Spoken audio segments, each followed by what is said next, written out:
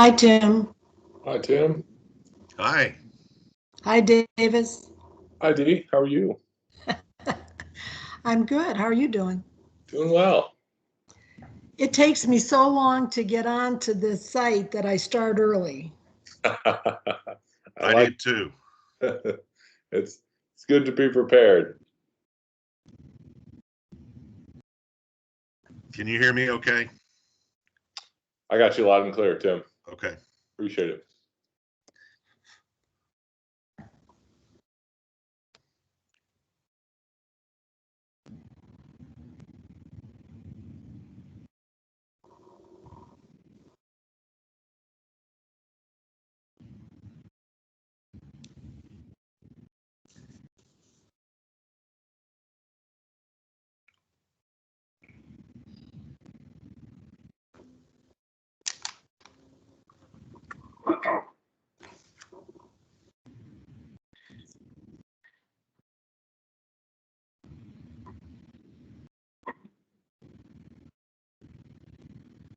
Hey, Jeff.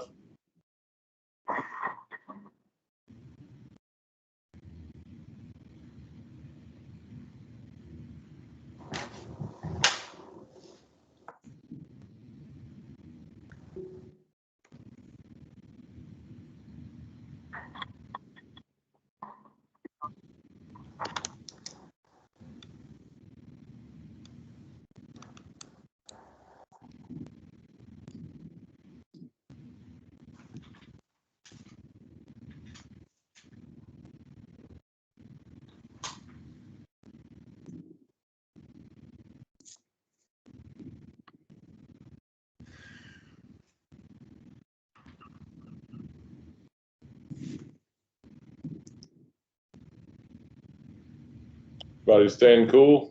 It sure has been warm outside. Unbelievable. Got the fan going. Yeah. It's crazy. Hey, Julie.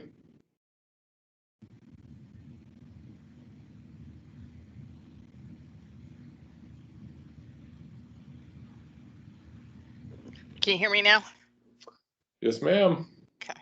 Hey, Tim. Hey. Hey, Dee and Lauren and Jeff, I guess. Jeff popped off my screen. Oh. I just see a little round circle. That's all I see. Maybe he's fixing his hair.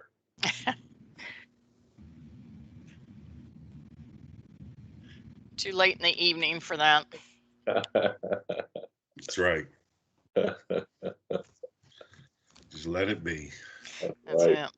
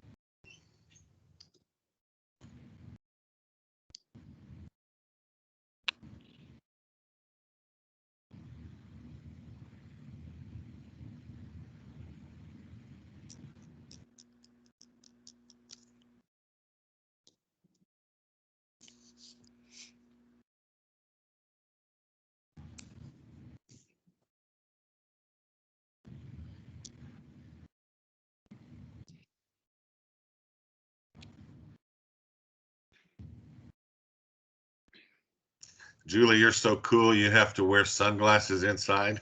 If I don't put them on my head, I'll forget them when I leave the office. And then tomorrow morning, I'll be paying the price. Yeah.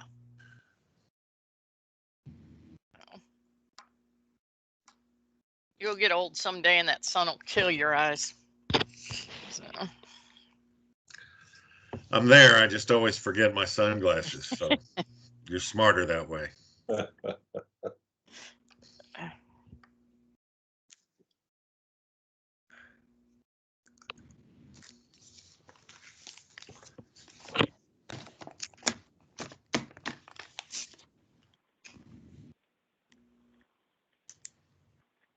Hi, Gerard. How are you? I'm doing very Mr. well. Robert Dave. How are you McElroy. doing?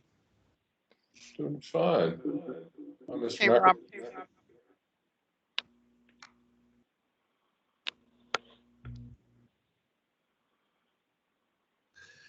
Jeff, you shaved your mustache.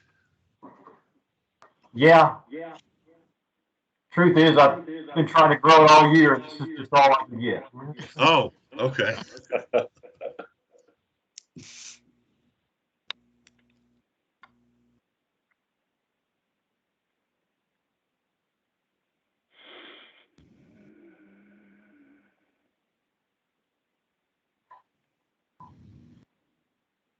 I had a Zoom and a Teams meeting going at the same time on 2 different screens. But I'm just glad I don't have a third screen. 2 is the most I could handle at once. Mr. McElroy, looks like we might be getting an echo. Would you mind muting your phone? Well, I had the phone so I could speak. I thought I muted the. Let me mute the one here for this. Thank you for pointing that out. Sure, no problem at all. Thank you.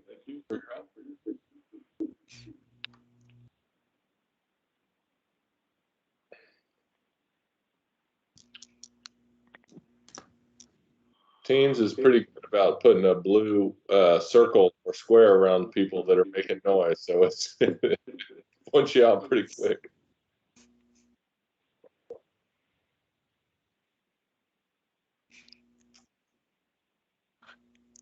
Can I ask you to just join the call? Mark's up. Hey, Mark, how are you? I'm well, and you? Doing well. Good to hear from you. Great. Glad I'm here.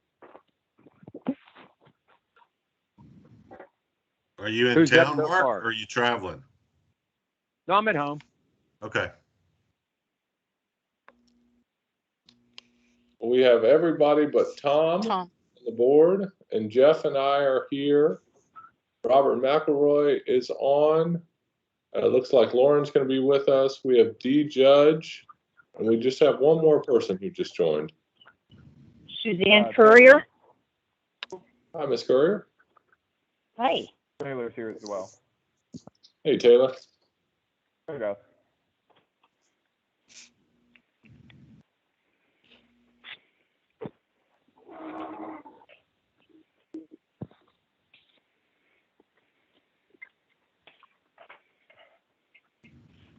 Just have someone else call in. Yes, this is Richard. Richard? Yes.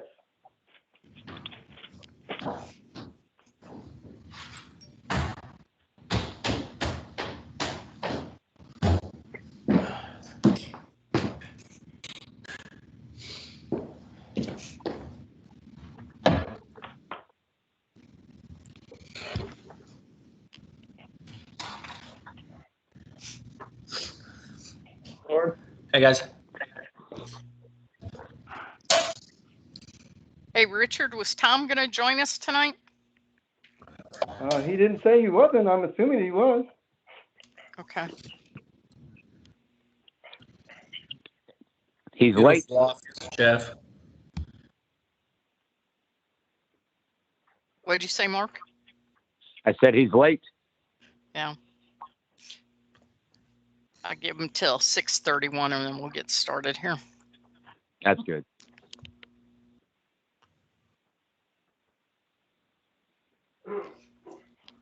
Okay.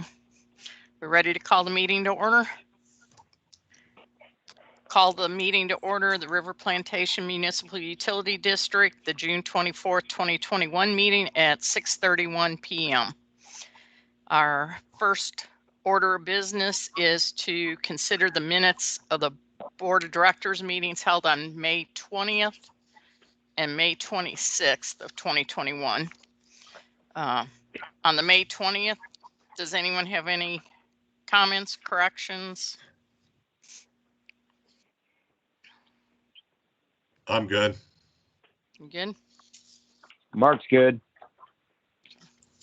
All right. George, Can I get a motion to approve the minutes of May 20th, 2021?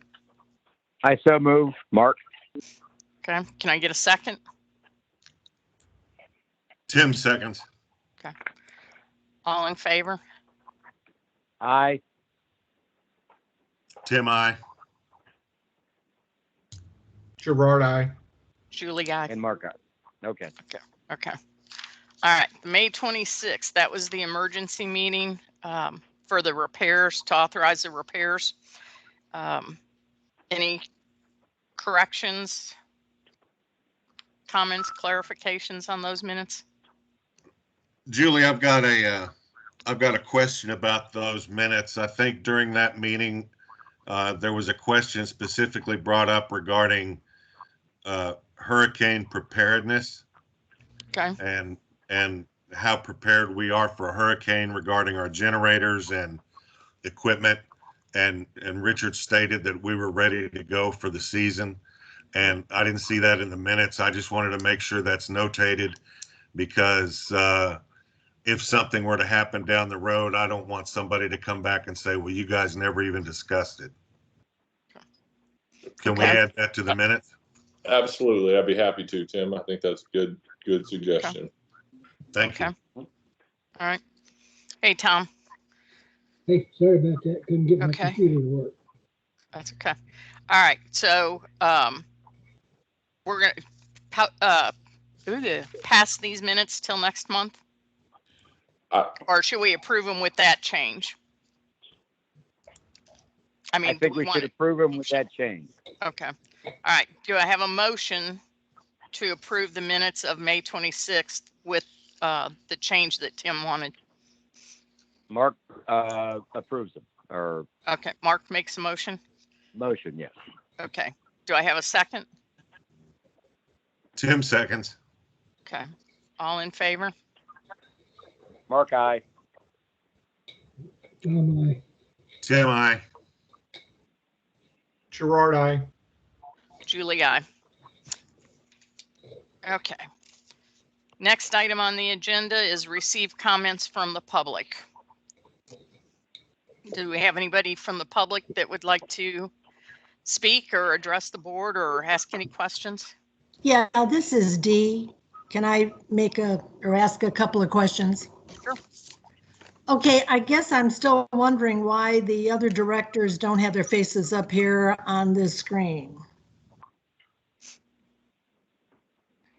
You'll have to ask them. Gerard, why aren't you on the screen? It's not required, Dee, and I reserve the right to my personal privacy. Okay, will you show up at the meetings when we're going to do them in person? Yes, I will. Okay, Mark, what about you? I enjoy sitting in front of my computer screen in my shorts and my t-shirt. We don't care. I know you don't care. You all know what I look like. And when we go in person back, and I hope it's soon, we meet in public, I'll be there dressed up nicely, but I'm comfortable the way I'm doing it this way. Okay, and Richard, what about you? You're the manager. Again, with Gerard, it's not required, and I need to buy equipment to do that. My computer's not designed for that right now. Okay, well, I have a question about the information that the directors get in their packets. Are we getting everything on the screen that the directors get?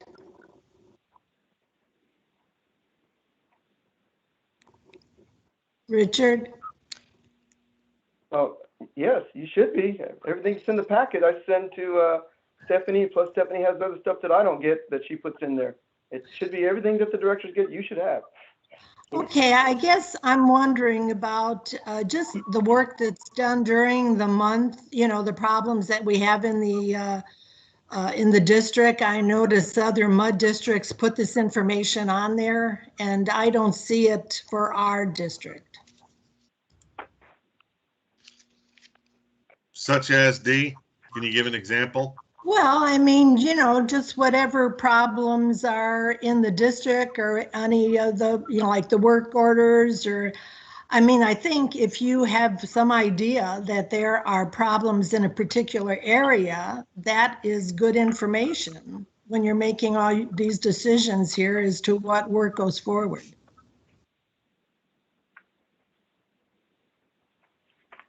I made some operational notes at the end of the manager's report. There's operational notes down there. There's 4 items on that in that regard. Okay. Oh, what about the sinkholes? Were we supposed to have that on the billing cards that go out so people can let you and the engineer know if they have sinkholes? I thought that was supposed to be on the bills or on the website. They're supposed to call the office so we can get a work ticket started on it, and then we'll go from there. Yeah, but how did they know that? I was going to say the only way they would know it, Richard, is because I posted it on Facebook and Nextdoor because I didn't see it anywhere else. And that's been probably 2 or 3 months ago. Richard, I mean, if you this want, is Mark. Richard, this is Yes. Mark. I think that's something that should definitely be on the website in bold print. Any problems, sinkholes, busted pipes or whatever, emergencies, call this number. I think that would be, it should be easy to get on the website. As far as on the billing and stuff, nobody reads the bill. They just look at the price and they write the check or whatever. But on, there ought to be something on the website in bold print about emergencies, this type of thing. I agree, Mark. I can put that, I can make some comments like that and post them on the webpage. Appreciate it. Do you have anything else, Dee? No, I guess that's it.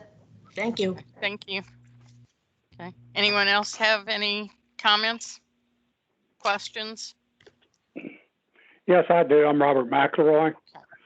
In line with what Dee was requesting, looking at the items for discussion, prepared a summary of cost. This is item 4A.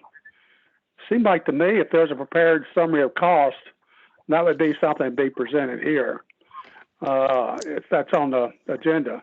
The next item is the CIP, the capital improvement plan is complete.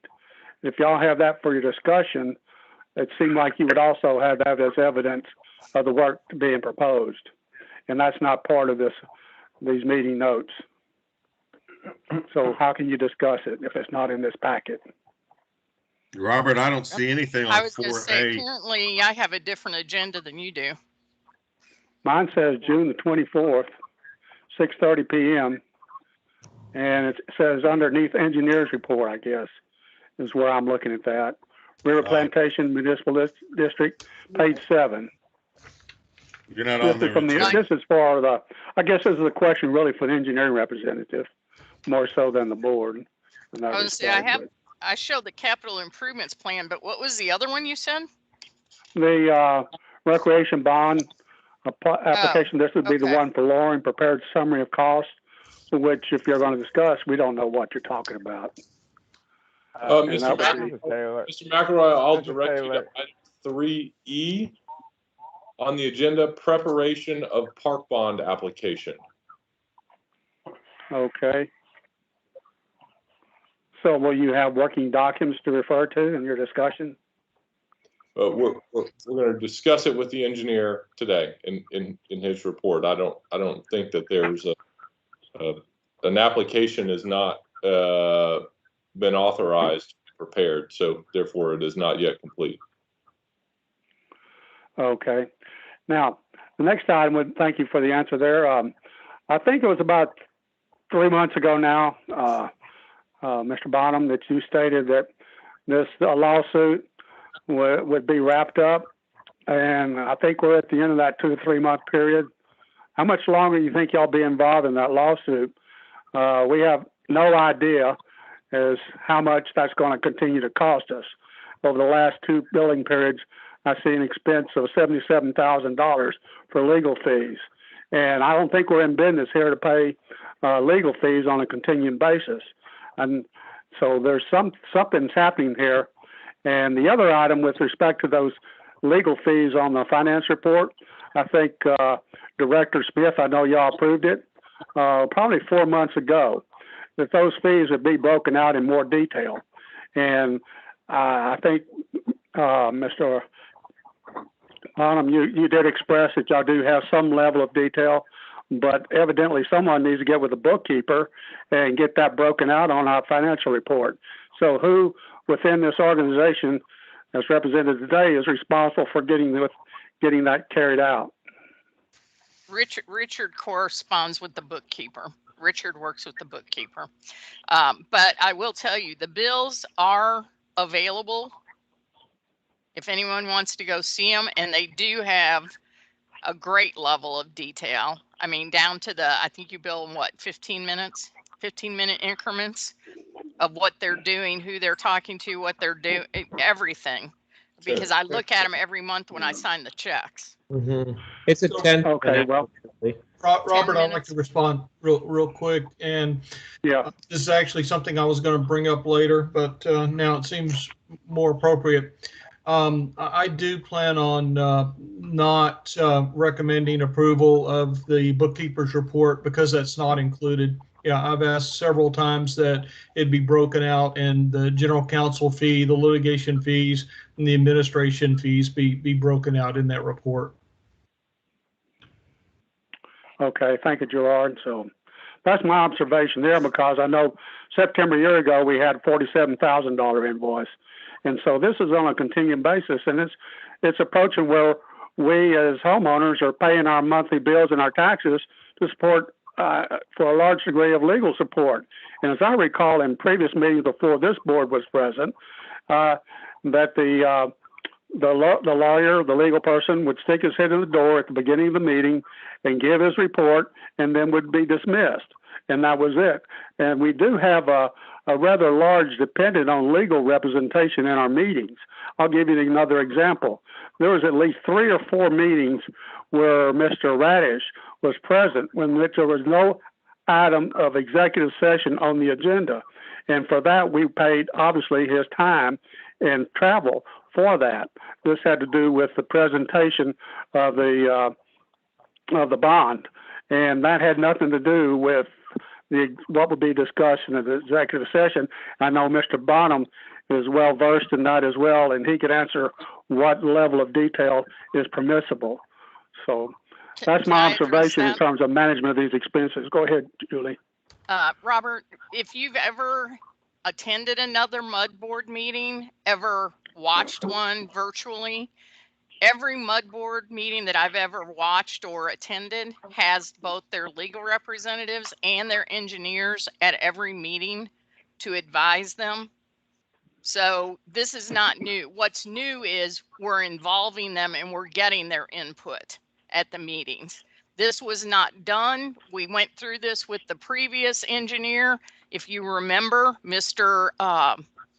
Blyle actually got on here and stated and told me personally that he was not allowed to attend the meetings. Okay, I don't know what kind of representation and what kind of advice you can get from your professionals if they don't attend the meetings. And that's what they're hired for. So basically they're on the payroll. Therefore, whenever we have another budget proposal, like what came through last year, saying we need a budget approval for $120,000 instead of $12,000 that had been done in previous years as an expense. Now we're up to $120 on a budget approval. I would suggest that Mr. Bottom have budget input, because evidently Richard is not able to come up with a good number. So then that way he can be held to a budget just like everybody else in the organization. That's correct. And we're going to be working together on a lot of that. The budget is not going to be just approved and looked at and passed. We have to rein this in at some point in time. And so this next budget, when it comes up, we'll have a lot of input from a lot of different people. So, but hopefully this was not all, the legal fees were not all about Charleston. Okay, you seem to, a lot of it had to do with the bond election. Part of it failed, part of it passed. Okay, if some of the directors want to go forward with another bond election, possibly, you're going to incur more attorney's fees. So we've got to figure it out, because you're going to hear tonight, we've got some more capital expenditures coming up. This problem is not getting better. It's getting worse. Okay. We can't kick it anymore. We've kicked it as far down the road as we can. Okay. You know, we'll have, Thank you, Julie. I'm sure you'll have a new board next May that may decide that this is not what they want to do. And I just hope it's not on your street or my street where we have these failures. Well, here again, we're entering a new environment, and I think the budgeting and cost control is an important element, other than just getting more money and putting it in the treasury. So I think we need a good balance on both sides. We won't be just getting money and putting it in the treasury. We're already operating at a deficit every month. Okay. So. Thank you, Julie. Okay. That's all No I problem. have. Okay. Anyone else from the public have a comment or a question? And if I can, go ahead. No, you go ahead. It's fine. I was just going to add our bill is broken down by matter and has been. It's actually a completely separate invoice by matter number, and has been, throughout this process. So That's right. Don't say anything. I have one question with respect to the bill. Will it indicate the case number that you're working on, since things happening in our court system or public information? Obviously, the case numbers are not available without having to make special inquiry. Is that also on your bill? I don't know if the or go ahead, Paul. Yeah, well, I could say we don't include we can set up matters to include the case number if that's how the board would like to do it. We haven't billed it that way. There's only 2 cases that we're involved in. I must say only. There's 2 cases we're involved in right now. The appeal of the CIA lawsuit with respect to implied restrictions, and then our condemnation of the Charleston Park. So it's sort of it's an ongoing thing, and we all understand that that's what's happening. So we haven't added that detail to it. If the board would like, we'll be happy to put case numbers on it, but everyone seems to know that's what's happening. They're related, and it hasn't been necessary. And we don't typically do that. Correct. That's right. I'm good as a board member. I'm good with it the way it is. We're getting updated at the board meetings, and if we need to be updated in between, I'm sure we can call a meeting and be updated. So that's true. And we would obviously update the board anytime we thought there was something noteworthy to talk about. So I should be able to send an email and ask for those case numbers? Yeah. Yes, Mr. McElroy, if you email me, I'll be happy to tell you those. Okay, thank you, Paul. Yeah, that's probably, you could also search them on they're both in Montgomery County. One's in county court, one's in district court, and you could find them that way. But if you email me, I'll send that to you, or I'll have my assistant send that to you. That'll be a little cheaper for the district. Okay. I had them at one time, but then when y'all go through the appeals process, and that's where I lose track of it. So sure, no, I'll be happy to do that, sir. Okay. All right. I think somebody else had something they wanted to say. Oh. Yes, ma'am. My name's Angela Smith. This is only the second meeting that I sat in on to listen to. And I think my concern was last month when you had this special meeting and you talked about raising the water rate to a flat, I think, $200 versus there was a gentleman that came up with a different way, and I don't remember his name. Gerard. Based on usage. Because I live alone, so I just, an extra $200 flat rate when you've got a house down the street and there's 6 people that live there, to me doesn't seem to be fair. So From another individual, not a board member. Yeah, I think we're going to discuss some options and things on the agenda tonight. okay, So, okay, okay. I appreciate that. Thank you. No problem. Wait till she asks. Does anyone else have any questions? Well, I do. Just speak. Yes, Julie. I would like to make a request. Oh, this is Bernadette McElroy.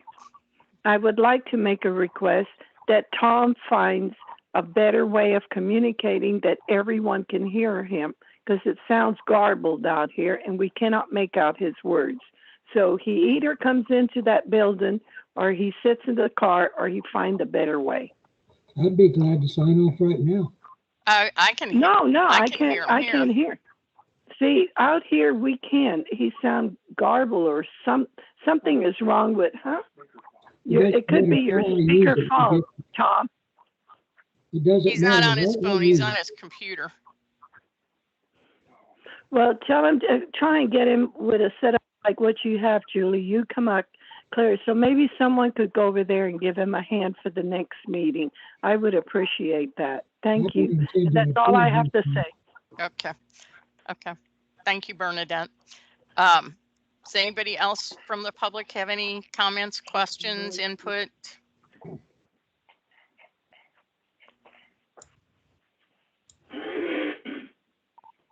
That it? Okay, item number 3, the engineer's report and matters including, let's start with the capital improvements plan. So as far as the capital improvements plan, this is just continue to hold over. We typically don't present it every week as we've presented it in the past with our breakdown of everything. If any updates come about that we may need to show the board or anything like that, we would be happy to present it again. Or if the board wishes to see it every month, I can include it in the report.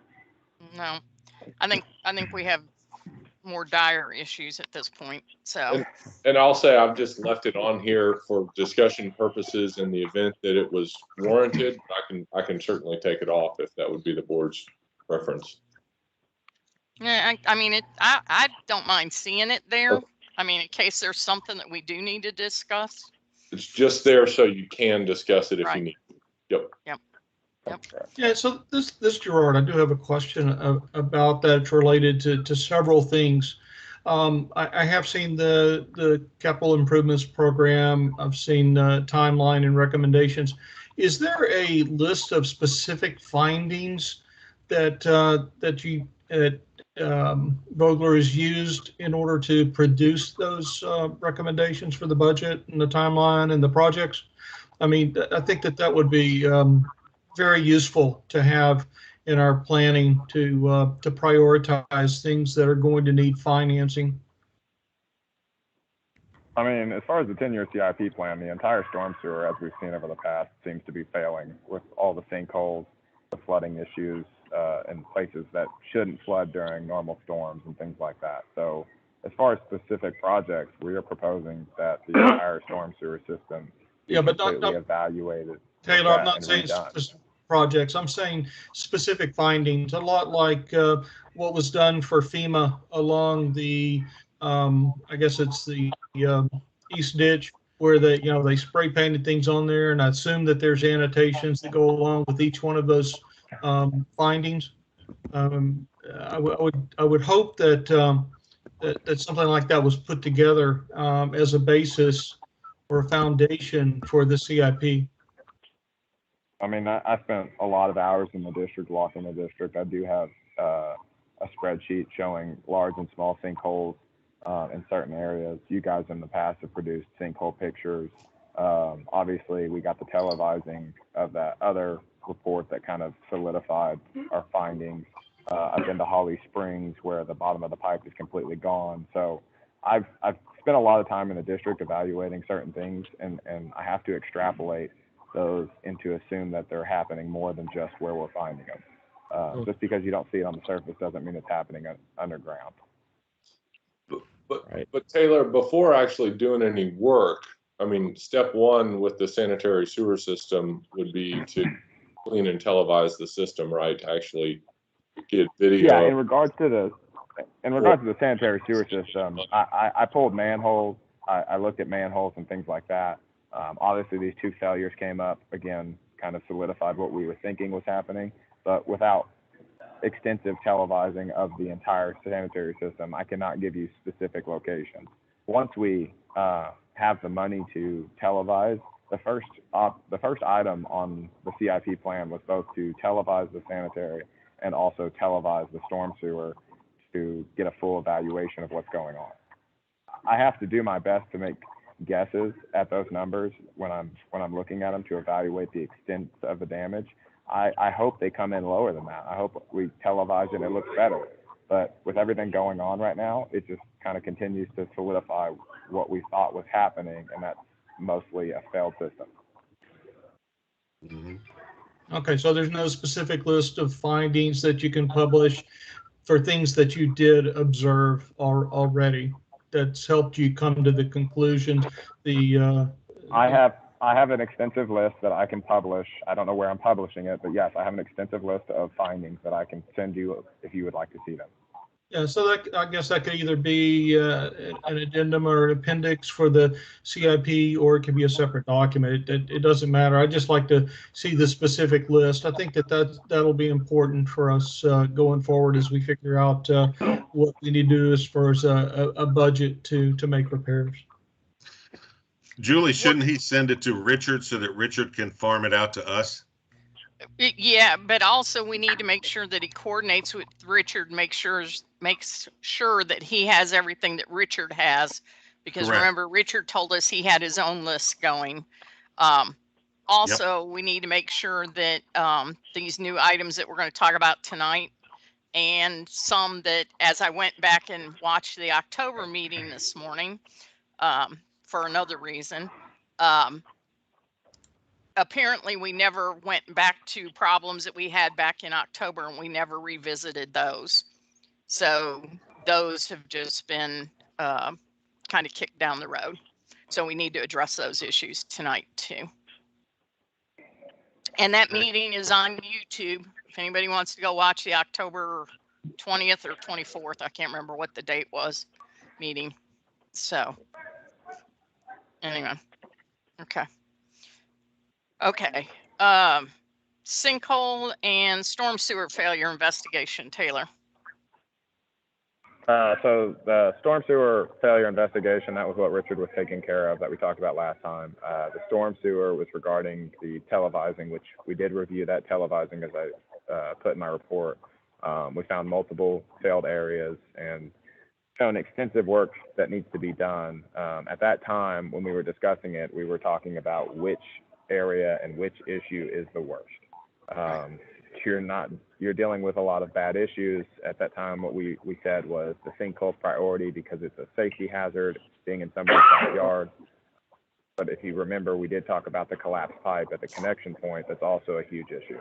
So as you guys sit right now with budgetary constraints, there's not a whole lot we can do going forward. The district just needs to give direction if they'd like it on how a lot of this proceeds. I think Richard was authorized to do the sanitary repairs, and I can't remember on the storm sewer repairs. Yes, the board authorized the 36-inch to be repaired, and it's being worked on right now. Okay. Were you able to, Richard, get them for a day rate weren't they going to shoot part of, gosh, if I don't remember, what street were they going to shoot? We were going to have them shoot part of a street to see how. I've talked to 3 people down there and have not been able to get a daily rate. Taylor might have more influence than I do because I can't seem to get a solid number out of them. Okay. I'll get with my contacts and we'll make it happen. Okay. Can you guys work together on that? Yeah, no problem. Okay. Because I think tonight we're going to have some more areas that we need to look at. So, okay. We good with sinkholes and storm sewer failures? Repair C is repair of district facilities. Do we have anything there that we need to look at, discuss? At this point, I think that's just a catch-all with things coming Okay. up. So we haven't been notified by anything Okay. to date as far as the facilities. And for everybody's knowledge, that's the water plants, wastewater plants, and things of that nature. Okay. Okay, do we have anything that we need to authorize or advertise construction contracts? I know we've got some matters coming up that we need to look at, but I think the one that we need to look at first is going to be under $20,000. So Are you talking about the Spring Holly? yeah, Holly Springs. So while we're on that subject, let's just go ahead and jump to that item. Okay. You know, me and Tim went out there and we looked at it. I pulled it up on Google Earth and I've looked at some contours and things like that. Based on the preliminary studies that I was doing, it looks like there's about 20 acres of flow coming into that 36-inch pipe. All that ground slopes to it. A 36-inch cannot handle 20 acres. It's about a 10 to 12 acre pipe. So before we run off and fix it, that pipe was already halfway filled with water. Based off of the storm sewer maps that we got from Richard and what we've been trying to piecemeal together as well, it looks like that 36-inch then goes into a 24-inch and then back to a 36-inch. So there's a bottleneck as well. Okay. So I'm really concerned that going in and CIPPing is going to do absolutely nothing. All it's going to do is just have a new pipe. It's going to continue to hold water, and that guy's house is continuing to flooding. You know, we're limited on resources, but what really needs to happen is probably an extensive drainage study in order to evaluate that area and really improve that guy's problem. Okay. Now, the roadblock there is you're working with East Plantations. They have to pay 50%. Right. So I'm at a loss for words on how to handle it, but the recommendation from us to fix the issue, to actually resolve the issue and figure out what's going on, is going to be a lot more than $20,000, and it's going to take some extensive looking at it, looking at the design, because it was not designed correctly based off of my preliminary study. Okay. Well, I'm going to ask Paul to give his opinion here, because if we don't fix it, where do we sit with that, knowing that that potential liability sits there with us? Can I ask a question before Paul starts? Sure. Yes. This is a general. Can I ask the public to mute, and did we just lose Richard? We lost Richard. Yeah, I agree. Okay, maybe I'll call back in here in a second.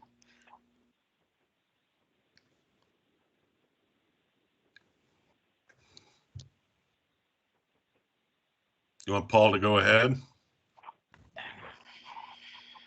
I can speak to it while we're Okay. waiting, so we don't have dead space here. So Julie, it's a slightly complicated issue, but basically what it boils down to is the district's responsibility kicks in when we know there's a problem, right? And we do have a responsibility to look for problems, maintain our system in an effective way. And so we know there's a problem here on this street, this area. I don't think it is it's irresponsibility, which is what really creates the liability. If we say we're not going to do a Band-Aid, we want to wait to do a full fix. Right. But we need to do that full fix with some urgency. So if it's a situation where we're 6 months away from a full fix, I do think we need to go address the sort of immediate issue. If we can get the better fix soon, I think we're okay waiting a little bit, because you're a prudent, you're spending public money.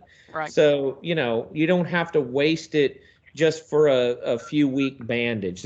So hopefully that's helpful. Sure. So what I'm saying is, if it's too long, you need to do the interim step. If it's not, we can wait and do what we know needs to be done out there. Okay. All right, Taylor, how long would a study of this sort take? And what would be the cost of that study? approximately? So Jeff and I were discussing this a little bit earlier on, and we're probably looking at 2 to 3 months to really study it, and about $10,000. Okay. Hey, Julie, are I'm you back? sorry, I got cut off. Okay. Yeah, my phone just went out. Okay. I was trying to ask the question to Paul and to Taylor. Are we, as the district, responsible for the drainage for that 20 acres that's not in our district? Well, okay. So these are facts. We're being brought up to speed sometimes at these meetings. So the 20 acres is not, I guess that's EPUD. No, it's not EPUD. It's a separate county piece of property that's outside of EPUD's boundaries and ours. Is it, and do we know if it's is it draining to that pipe? I mean, I'm sorry to sound ignorant on it, but these are the things we learn here in these meetings. So is it draining to us? So as far as I can tell from my preliminary study, the land slopes, based on the contours and everything, the land slopes all to that swell, which then means it would transfer to the swell to that drainage pipe. So on a preliminary basis, it appears that that's what it's doing. And can I, since I don't know, I don't charge the district to go out there. Is it undeveloped? Is there development on the 20 acres? I'm sorry, I don't know that. It's undeveloped. Okay, so here's my answer. If that property drains naturally to the point where we have our smaller pipe, yes, we have to receive it. We're required to receive the natural flow of drainage. If the drainage has been modified in some way, no, we do not have to receive it absent some agreement, which would be, some contract, whatever it would be, a delayed annexation. There could be a number of ways to do it. So since it's not developed, I assume there's no contract in place. What I believe is happening is it is the natural flow of drainage, and we do have the duty to receive the natural flow. No question about that. And if we obstruct it, there's potential liability there. And so we know there's an issue, so we have a duty to address it. It doesn't mean we have to jump up and do interim things that don't really make long-term sense, but we do need to immediately start, addressing the problem. So doing a study would be recognized as addressing the problem? I believe that, yes, we need to get our head around. It's just like you take your car, this is a simple example, to the mechanic. They don't start fixing it right away. They got to look at and figure out what the problem is. It's a complicated issue, so it would be totally expected to need a little while to study it. So as we start studying it, and then when the results come in, we need to do something about it. Is this a problem that's been ongoing, or is it something that's just started? No, it's been ongoing. For years and years? Yes. He flooded during Harvey. He flooded during Imelda, and he almost flooded. His garage flooded during that little storm we had a couple of weeks ago. Yep. When people were posting the pictures. I'm talking about this extra water we're taking on from another area. That's what I'm saying. It's a homeowner. It's a homeowner. Can you put a berm up for a temporary fix? Taylor, can I ask a question? Yes, sir. Taylor, I need to find out. If I was told that the guy that owns that property in front of it there had reshaped the property to drain his property off in that direction. Is there any way you can get topography of an earlier date, a couple of years, to find out if that's true? Then I can go with Paul's natural runoff. Yeah, that's a totally different scenario. If that property's been redirected, this is all very complicated stuff. If he's changed the natural flow, it's all based on natural flow, then that affects the analysis. But not the homeowner we're talking about, the homeowner next to him. Yeah, the homeowner that's been damaged hasn't done anything. It's the homeowner behind him. Yeah. So the homeowner, the downstream of this guy? Correct. Yes. No, he's actually upstream, Paul. Them. Yeah, the ditch sits between them. Well, I don't think it really matters if you divert the flow of water and it causes damage,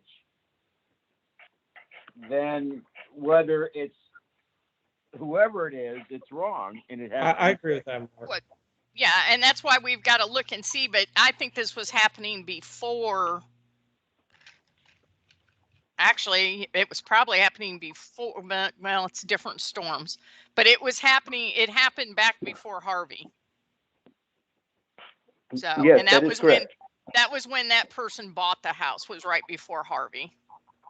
So, No, but yeah, according to Mark, you said a smart comment there. If you divert the natural flow, whoever you impact by that, whether they're above you, below you, left you, or right of you, you're responsible for that. So that is something to know if it's contributing. But the district's issue is we have to receive in a responsible way the water that comes to us. And if we're responsible for development out there, we need to address it. But if someone is diverting the flow and affecting their neighbor, that is also a very important issue. Do you Now want me to move it? that's not something we can specifically address, right? It would that takes more discussion and thought. We need to look into that if that's happening.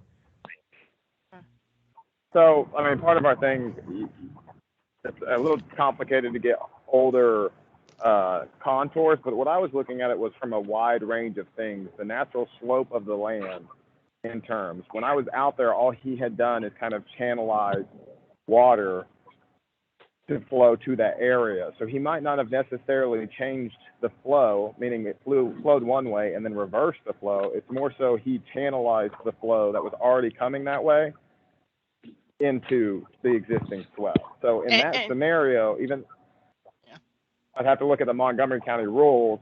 I know in Harris County, it can be tricky as well because it's the natural slope of land still, and he didn't actually develop the land. Once you develop the land, you're only allowed pre-existing development flows. That's right. So you have to provide the detention. After that, you know, if it's still pre-development flows coming to it, it's not any different. And Taylor, now that you said that, I do remember that when I was out there about 1.5 years, 2 years ago, I remember he had dug a channel going to that ditch. And Yeah, I've seen that channel as well. I talked to that homeowner, and he told us that he had dug a channel going to that ditch because he was getting water. Yeah, that is correct. He did dig the channel there. I saw that too. Yeah. So, okay. So, at this point, do we want to authorize them to proceed with the study to see what we have going on here? Because we have a potential liability. The reason we know this is because the homeowner has sent a letter to the attorneys and to myself, and I don't know who else they sent it to. CIA. The CIA. Oh, they did send it to the CIA? Yeah. Okay. I believe so. Yeah. Okay. So, wanting this issue addressed. So I think based on what we're hearing, we have some potential liability here. But I think our first step is we need to get our partners at RPMUD involved so that we're all working on this together. Well, the homeowner has contacted Preston, and Preston has told him point blank, we don't have the funds in our budget to do anything to help you. That's not the issue. Also, we need to remember, if request that's the them case, to join us. We need to request that they join us in an effort to correct this.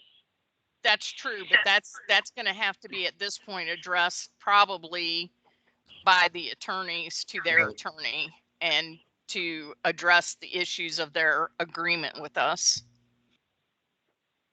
Julie, I would make a motion that we go ahead and start the process of doing a study, because we've just got liability just like crazy over there.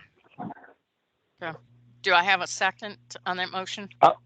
I'll second that. We have to look into it no matter what to find out if we're responsible or we're not responsible, We need to work it. Right. Yep. Agree. I agree. So, okay, I have a second. So all in favor? Mark, aye. Tim, I. Gerard, aye. Yeah. Tom, I Julie, I aye. also think Oh, think go we ahead, need Tom. to also direct our legal team to contact East Plantation and let them know we need their assistance in this effort That's to correct. take care of it. Regardless, it's not a matter if they got money or not, they have responsibility. That's exactly, they're in the same boat we're in. Correct. We can paddle together or we can paddle separately. So, I think that makes a lot of sense, and I also think it would be helpful once we have some analysis and maybe an exhibit and can show the line in the drainage area and all that kind of stuff to be able to include that. So. okay. All right, Taylor, you know what you got to do. Okay, next one is, well, okay, yeah, next one is preparation of the park bond application. I say we do it. Okay, you gonna make a motion? And just so everyone's clear, this is to authorize the engineers to begin preparation of the application so that we can obtain TCQ approval to then move forward with a future park bond sale. Then I so move. All right, Mark Tim made seconds. a motion. Tim seconds. All in favor? Mark, aye. Tom, I. Tim, I. Gerard, aye. Julie, aye. Okay. Taylor, you have anything else, or Jeff, you have anything else before we go on? Not unless something else comes up. Oh, well, hang on. Just sit tight. I'm just here watching tonight, that's all. Yeah, just I sit think tight. Holly Spring. Okay. Oh, go ahead. No, I was about to say, whoever that dog's barking, feed him, please. Oh, I can't hear a dog. So, okay. I hear a dog in the background somewhere. Okay. Okay, so number 4, drainage matters and repairs. Holly Springs, we've just discussed, so are we good with not discussing it anymore until we know where we stand on it? Yeah, I think we wait till we get the study. Okay. Okay. I also had them add Upper Brandon, because if you looked at the pictures from that rain, and that was not a heavy rain we had a couple of weeks ago. No. Okay. Upper Brandon is where the truck drove off the side of the road and ended up, and it was a big lumber truck is what it was. Drove off the side of the road because there was so much water you couldn't see where the road was. And when I went by there probably 30 minutes after that picture posted, the water was up almost to the top of the wheel well. Okay. So that has to be addressed. And can I say Taylor, something, Julie, real quick? Sure. It was not a bad storm, but if I'm correct, we had something like 21 days of good rain in a 30-day period. Mm-hmm. It was in the middle all of that stuff. Yes. All that stuff builds up. I'm not saying we don't have a problem. I'm just saying it's not a one-day storm. It's if the ground's already saturated, where's it going to go?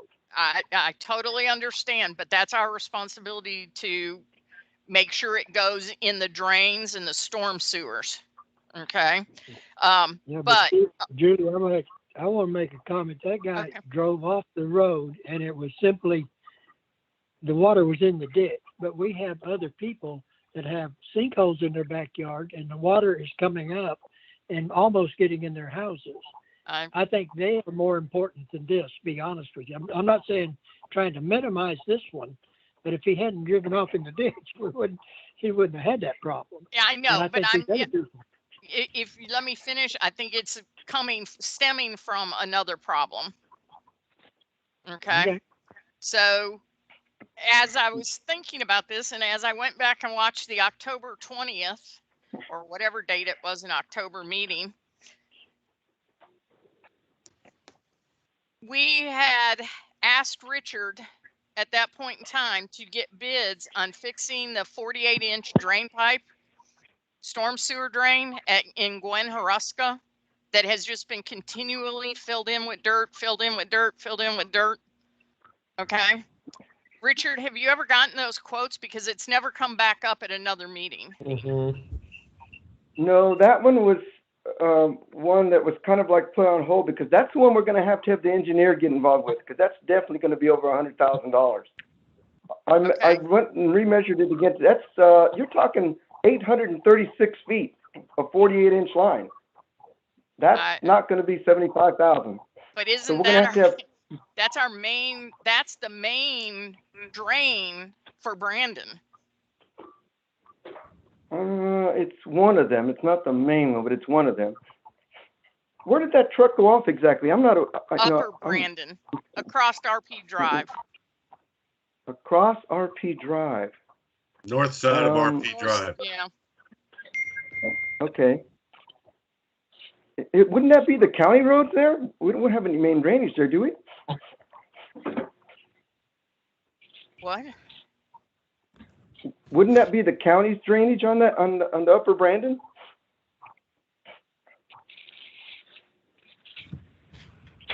I thought we were responsible for the drainage. I thought we were responsible for the drainage in our district.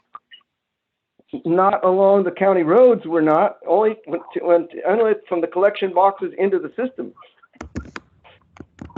Is Upper Brandon a county road? Yes. So Brandon Road is a county road? Yes. My first collection box is, my first collection box is way at the bottom on the other side. Okay, well, then we may have a problem that we need to work with the county on. But I think we've got to get that 40, we've got to figure out, and I understand that 48-inch line, but I think that's where everything feeds into. And if it can't feed into it, where's it going? That particular Upper Brandon Road goes under the golf course and comes across the other side of RP Drive and goes the back way out by Robert E. Lee. That's a separate line. I can tell you there was no water running there. There was no water running that way that night. I'll go look at that area you're talking about. I think I know the area you're talking about. We can go look at it. I'll show you exactly where it was. You know where the road splits and goes around that? I think there's a tree or something in the middle of it. There's a tree there. Yeah. Yep. Oh, yeah. Okay. I know which area you're talking about now, where they just tore that house down. Yes, where the house burned down. Yes, by there. Oh, yeah. Okay. Further down towards RP Drive from that, though. Okay. Yeah. That's the collection box that goes across the golf course and goes underneath RP Drive and comes out on the other side. And none of that water was moving. It was just sitting there. I know which box to go look at. I'll go look at that tomorrow. But the drainage along the side of the road is the county's. Well, I don't know where the drainage was, but there was no drainage. I can tell you. Yeah. Because 30 minutes later, it was just sitting there. It was not moving. It was not flowing. It was not doing anything. Got it. Okay, I'll go take a look at that. Okay. So then Lower Brandon, Taylor, you want to put that on your list to look at and figure out what we need to do with that one? Because, and I think it's already on it. Okay. I was going to say, I think you and I and Paul and Tim went and looked at that one. Mm-hmm. And so, yeah. Yeah, that one Taylor's definitely going to have to come up with specs to go out to bid on. Okay. Yes, and Julie, I would just add, when Richard goes out and looks at Upper Brandon or anything else, if he could send an email to to Taylor, copy Davis, copy me, whoever, so we can keep track of what the findings are. Right. It would just, if it needs to get on Taylor's list, we don't need to wait to the next board meeting for that to happen. Yeah, I'll call Taylor and make sure he's got it. Okay, perfect. Thank you, Richard. Okay. Now, also, I think we've got, and I know I'm monopolizing this, but Tom, you brought it up. We've got other houses with sinkholes that are. Suzanne, are you on the call still? Suzanne Courier? I'm here. Okay. Where you're on? Which hole are you on? Augusta 8. Augusta 8. Okay. Augusta 8. Were you the one that posted the pictures of the water going up to your neighbors? Yes. Okay. Richard and Taylor, I have no idea where Augusta 8 is, but I know where that's at. okay, we have a serious problem there because that water was within, I mean, I didn't see it, Suzanne, but I'm going to guess by those pictures within 6 inches to a foot of their door. Of the neighbor's house. Yes. Across the pond. House. Yes. Across the pond. Yep.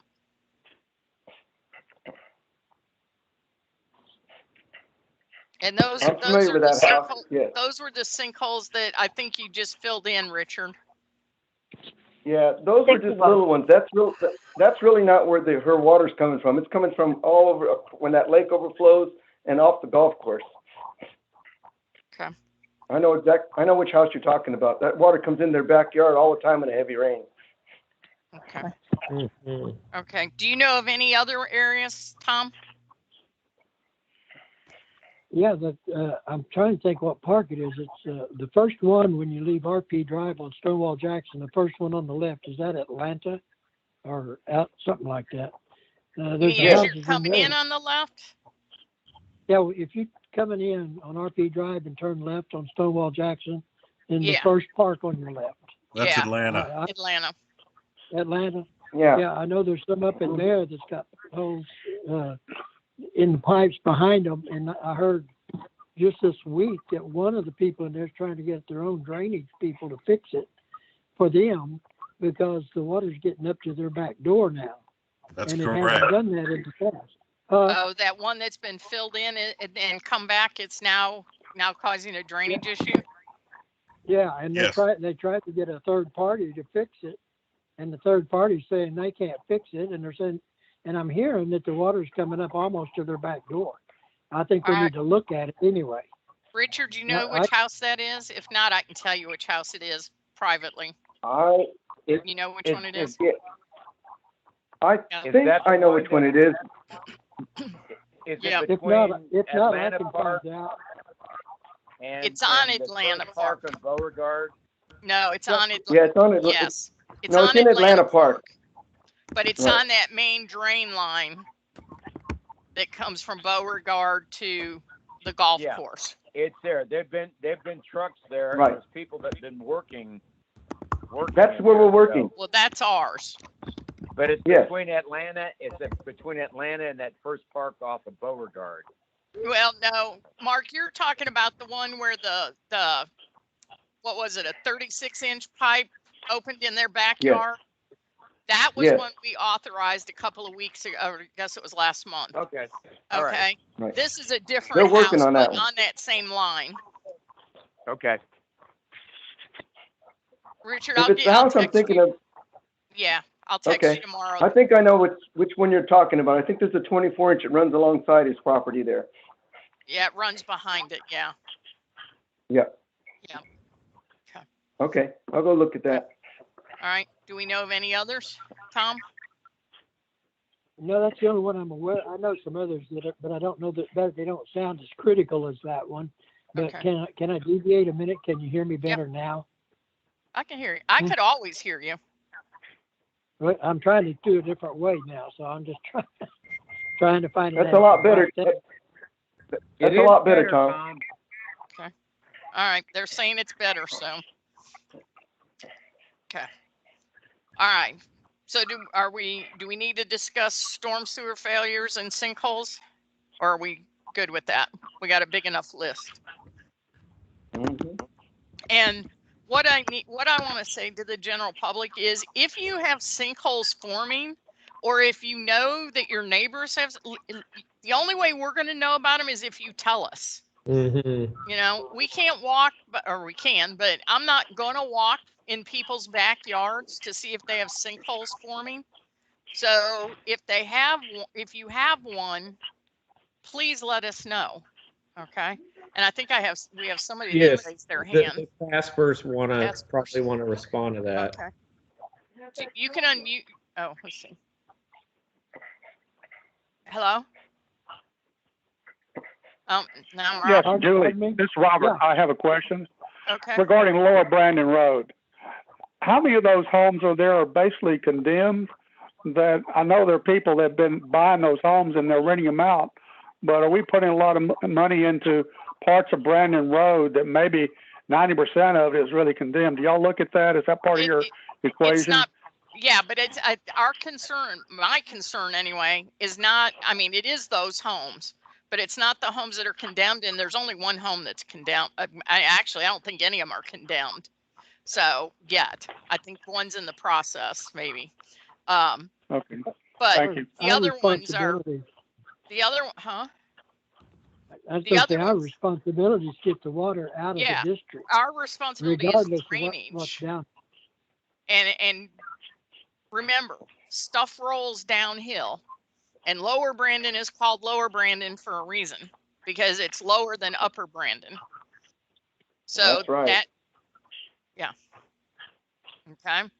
So yeah. in order to fix it lower, in order to fix the upper, we have to fix the lower, wherever it goes.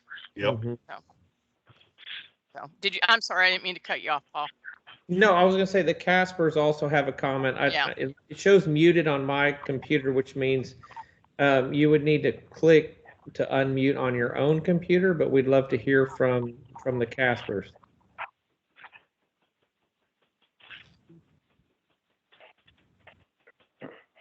Do the Caspers have a question or a comment?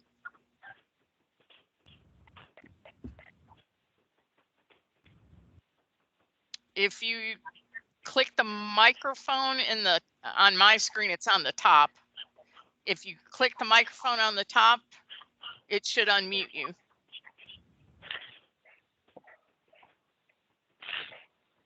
Okay.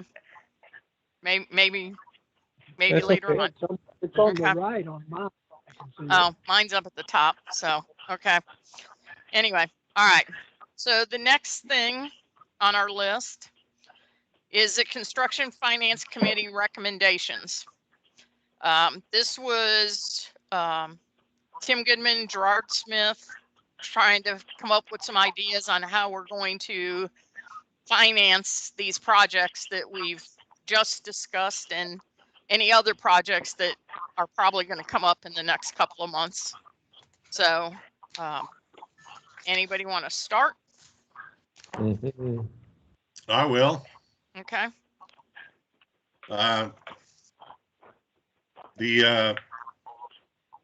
The decision was to not do a set amount per month subsidy. We decided that we would raise the rates both on water and sewer, and that's part of your packet today. Page 23, starting on page 23 is the two rate schedules. Tim, when you say we, you're talking about you and Richard? That's what it ended up being.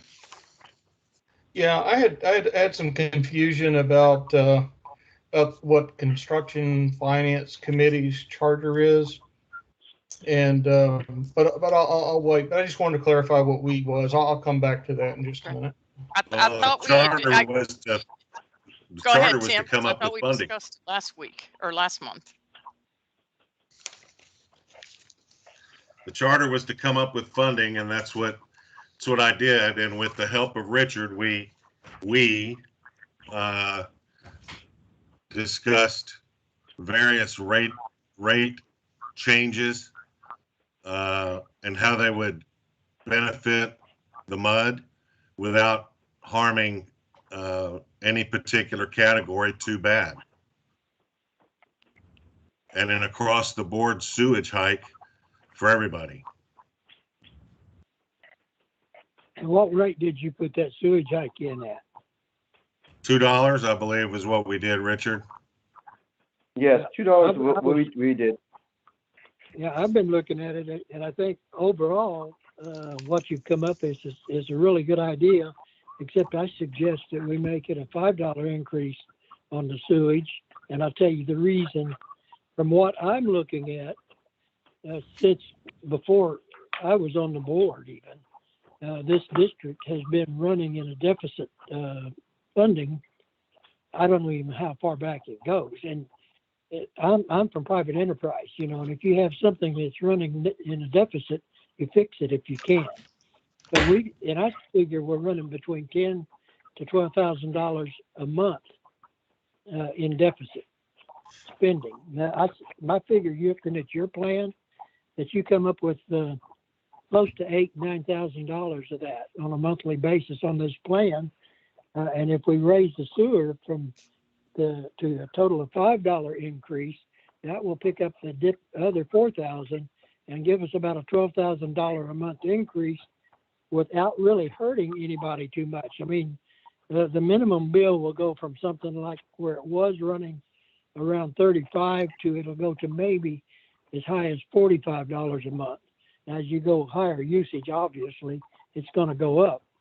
But I think it's a very sound bill if we can, but I would recommend we change the sewer rates, increase at 5 instead of 2. Okay. Okay. Remember, Tim, if I could, okay, go ahead, Richard. I'm sorry, Julie. If I could jump in here, if the 3 sheets that I put out to you guys are, if you look at the first one that says 2020 to 2021 12-month average, that is our actual past 12 months. I put everything in there on the books that we had, and as you'll see at the end of the year, you'll end up with, it's roughly $52,000 a month between the water and the sewage. That's actual right now, and within the past 12 months, which gives you $634,000 at the end of the year as an actual average.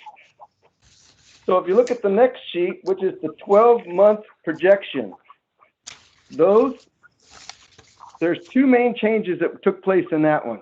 That's Tim gave me a bunch of numbers and I plugged them all in. I created a formula and plugged them all in. The difference between the actual right now and Tim's proposal is that we dropped the minimum from 0 to 5,000 to 0 to 3,000.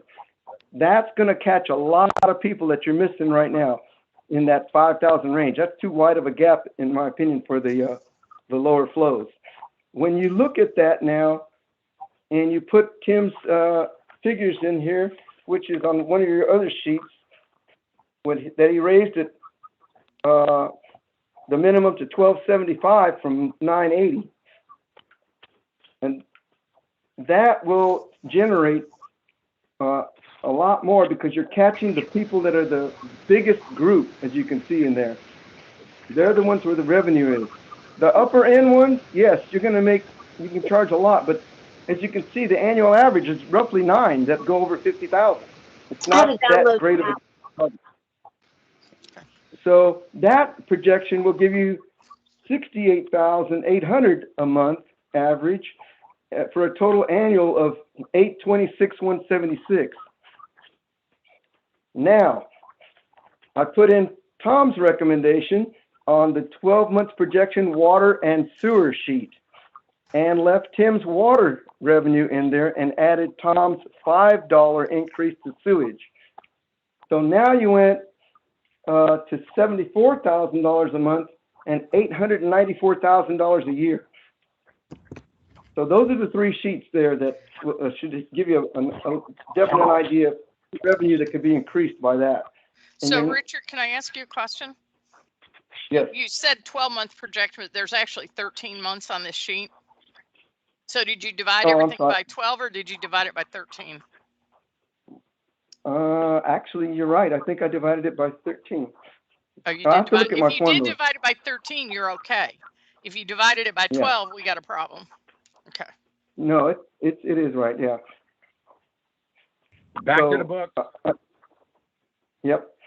So I've tried to put as much information as I could in those projections to give them to you there based on Tom's input and Tim's input. Okay. Gerard, do you have a plan? Or Mark, do you have any recommendations, plans, whatever? So no, ma'am. No, Julie, I just want to kind of go back to what the purpose of the committee was. And I know it was titled or agreed it was going to be the Construction Finance Committee.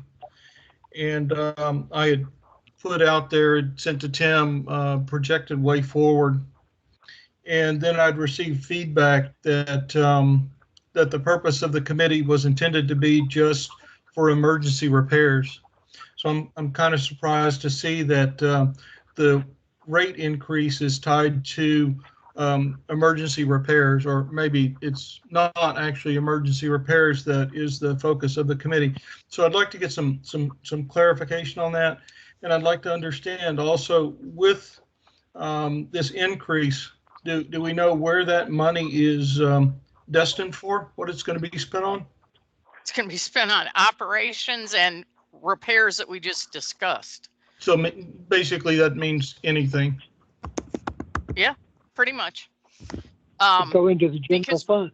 Because it's not going to be enough to earmark a specific project at this point. It's just the general fund. Right. We're operating at a deficit every month. In order to continue to operate, we have to increase our revenues somehow. Okay, but they're not earmarked just for emergency repairs. No. Okay. No, that's what I was going to do with my plan that everybody said they didn't want to do. Richard, do you, Sure. Just for giggles, do you happen to have that City of Houston chart that we talked about yesterday? Yeah, did that get in the folder? No. I sent it. Okay. I mean, it just as an example, the amount of money that is going to cost a City of Houston resident for water and sewer for 3,000 gallons, where we're going to charge them $12.75 for 3,000 gallons. City of Houston, their rate is going to be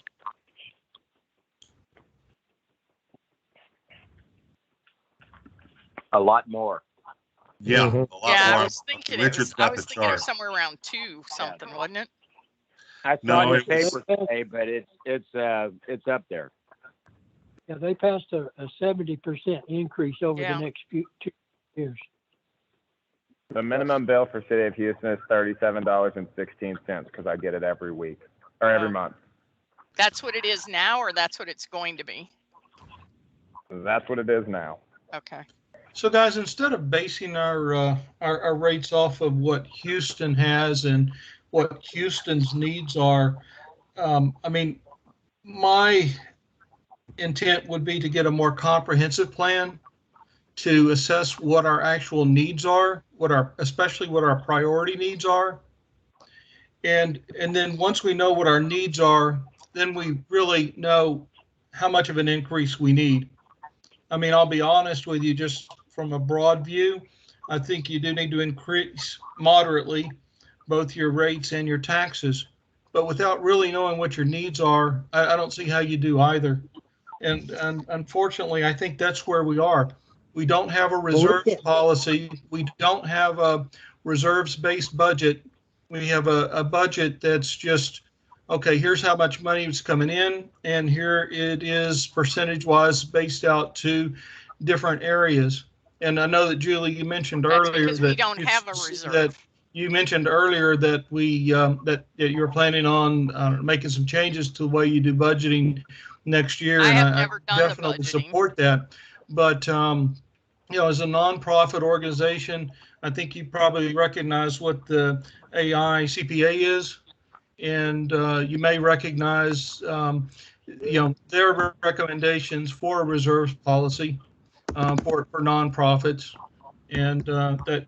So you know, I think that all needs to be combined together. Now, is that to say that you know, I don't think we need to increase the rates right now? No, I do, and I think this is a pretty moderate increase, but I think we need a more comprehensive plan as soon as possible. And that's what I was hoping that we would be doing in the Construction Finance Committee. Okay. Okay. Yep. Mark, do you have any comments? Not at this time, no, ma'am. Okay. Okay. So my only comment is going to be, yes, I am very well aware what the AICPA is. Second of all, we don't have a reserve budget because we don't have a reserve. Thirdly, I was not involved in preparing the budget at any time on this board. But fourthly, how many more months are we going to kick this can down the road and delay funding these projects and funding whatever we're going to do? We discussed it last month. It's going to take, we're going to have to give these people 2 months notice before we start collecting a dime of this increase. So Julie, if you're interpreting that I'm saying to kick the can down the road, then I'm not communicating clearly, because what I said is I think we need a comprehensive plan sooner rather than later. And I'm not averse to the rate increase. In fact, I think it's quite moderate and probably not enough, but I don't think we know what we need right now. Okay. Well, I think that as a group, we know we need at least $15 million worth of repairs, because that's what we came up with before the bond issue. So to say that we don't have a comprehensive plan on what needs to be done, we got a lot of stuff on that list that we know needs to be done. Tonight, we've discussed projects that need to be done, including one that's going to be over $100,000. So I think while it would be wonderful to have specified uses for the funds, right now it just needs to go in the general fund and start funding these things that we've got to get done. Especially we're in hurricane season right now. We're staring in the eyes of potential danger. Tim, that's exactly where I'm going. We need to spend the money on things that need to be done most urgently. And I don't think the CIP spells that out. Okay.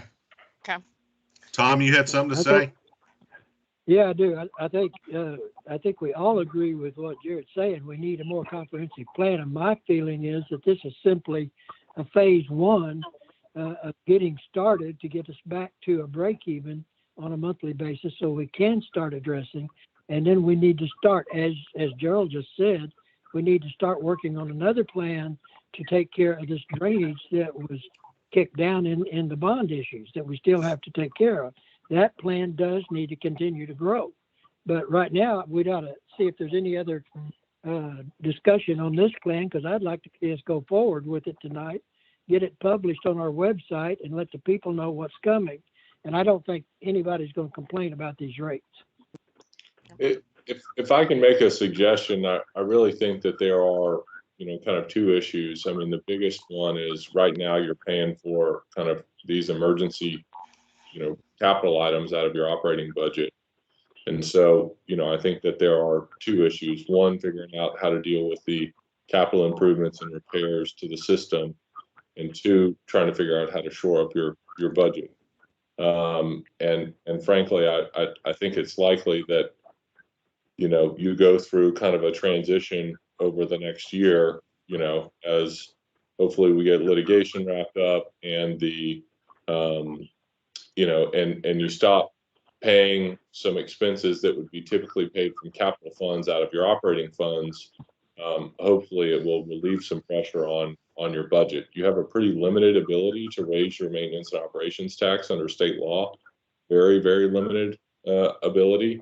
And so, your water rates and debt service funds are going to be your primary, primary sources of revenue and ability to complete repairs.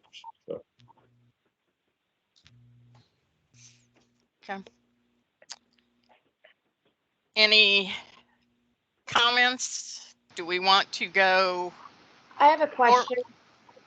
I'm sorry, I just got my mic to work. Can you hear me? Who is this? This is Charlotte. This is Charlotte Casper. Regarding this specific issue, I do have a question for you guys. We recently had to refill our pool due to the trauma from the freeze, and our water bill didn't change. Now, you would think that we were expecting a $200 to $300 water bill for our pool. And Julie, I see you laughing. So my question is, is the rate the same for like 20,000 gallons versus, our usual like 5,000 to 10,000? Shouldn't be. No, it shouldn't be. You're absolutely right. So then the second question is are our water meters being accurately read? Because that could be attributing to the deficit that we're seeing. And that is a huge concern, you know? I mean, if my water bill didn't increase and I basically got water for free, there's what, 1,500 residents here in our homes that we're talking about? Well, only 940 are in RPMUD. Okay. Yeah. But there's many of us who own pools who had to refill our pools after the freeze. Do you see where I'm going Julie, with this? Yep. Go ahead, Richard. Okay, I can answer your question very, very easily and very accurately. You're not going to like the answer for the next one, though. But the last month's bill that you got in May is an estimate. We could not read the meters in May because of the rain. They were underwater. So it duplicated the previous month's readings for that May bill that you got, which you're right. It was exactly what you used the month before. However, this month's billing is... April should have been high because the freeze was in February. Right. I refilled my pool in April. So my May bill should have been way higher. And my April bill, I'm sorry. Yeah. Yeah, because I got it filled before the 15th of April, which is generally when you guys read the meters. Unless something's changed. That's before we had the estimate. So you're right. That should have gone up. I'll be glad to look into that for you. I don't want to pay a higher water bill, but I'm putting my neck out on the line to help you guys figure out this deficit. That's why I'm attending these meetings, because I know as a homeowner, I know my water bill's not right. And if my water bill's not right, then that means you guys probably have proceeds that should be coming in that aren't being accounted for. So something's wrong with the system here. That's all I'm saying. I appreciate you bringing that to our attention. Yeah, I'm not looking forward to it. But I'll be glad to calibrate your meter to make sure it's right on the money.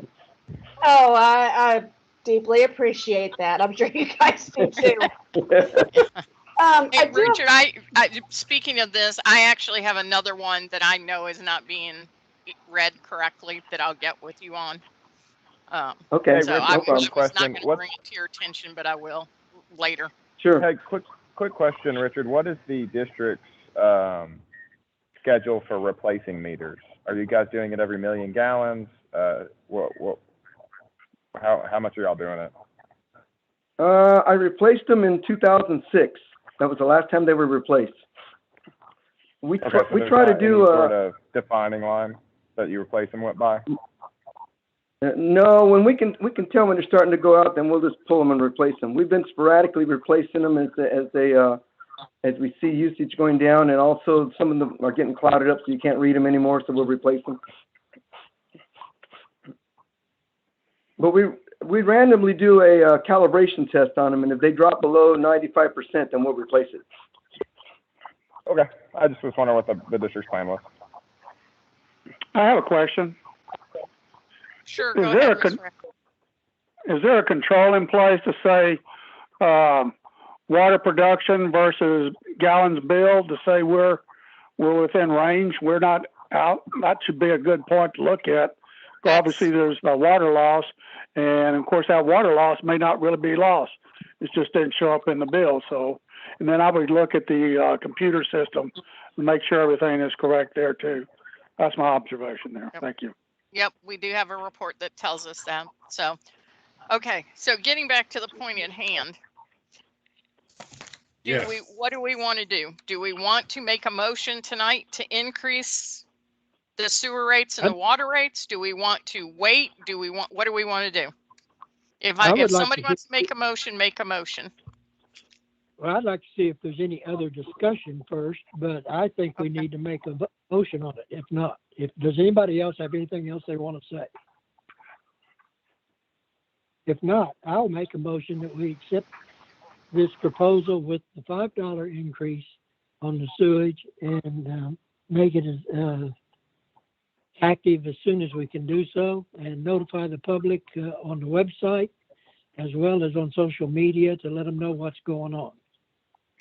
And I don't think anybody wants to second it or not. I'll second it with the clarification that it's going to have the new water rate as well as the $5 sewer rate. Correct. That's exactly what I want. Let them see everything that we're talking about doing. I second. Okay.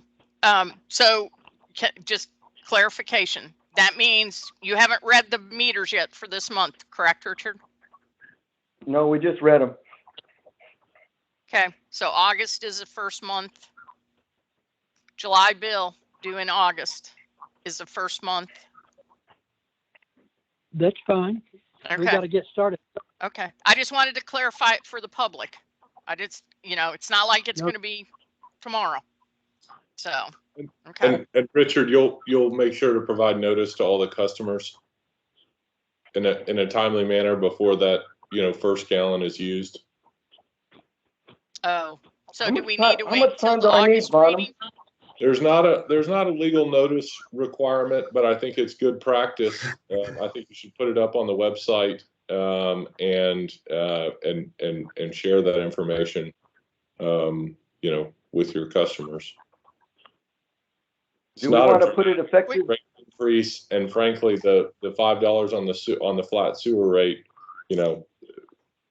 that's going to affect all customers regardless of volume. So, but I do think that it is good practice to provide notice to your customers. I might suggest putting a note on the bills that you're about to send out and putting something on the website. That would be a common approach. I agree. Notify them any way we can. I agree. Well, I can put the rate increase on the next billing because I'm limited with space on these little cards. And this month I have to put the notice for the CCR on there to be effective by July 1st. So if you put it on the next billing, that'll be the billing that's the increase is on. So do we want to wait until the August reading? Yeah, that's what I'm saying. I can think put it so. on the next billing. The next billing out that's effective at the next reading, your rates are going to go up. Usually we have to vote on it before we can do anything. Well, I know, but we got to get it clarified when we're going to, I know, but we got to get it clarified what we're going to do before, so we know what we're voting on. At least in my mind, anyway. I need to know what I'm voting on. So are we voting that the increase is going to take effect? If he's putting the notice on the bill when he reads it in July, it won't take effect until the bill that comes out at the end of August. Is that correct? Is that what everybody's? That's what it sounds like. Okay. I just want to make sure I'm on the right page. So Richard, is there not an insert that you can include or something for like 10 cents a bill? We send out postcards. Ours are just postcards. Okay. And what's the CCR, Richard? Consumer confidence report. We have to put that out every year. That's a TCEQ requirement. Is that a letter or does it go on the postcard? No, we just give them notice to where they can find it on the web page, and it's already posted on the web page. TCEQ rules allow you to either distribute a hard copy or to distribute it by direct link, but it is all of your water quality testing data. It addresses TCEQ violations and things like that. So certain violations require certain language, et cetera, et cetera. But it's kind of a look back at the prior year. Okay. So when did you read the meters, Richard? We just got done reading them. They were reading like them today or yesterday? Yesterday and the day before. So they've already used a drop this month then.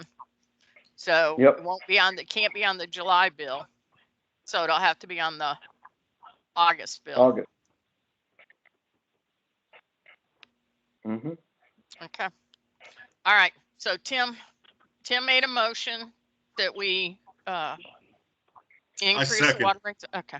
Oh, Tom made who made the motion? Tom made the motion? Sorry. Tom made the motion. Tim seconded.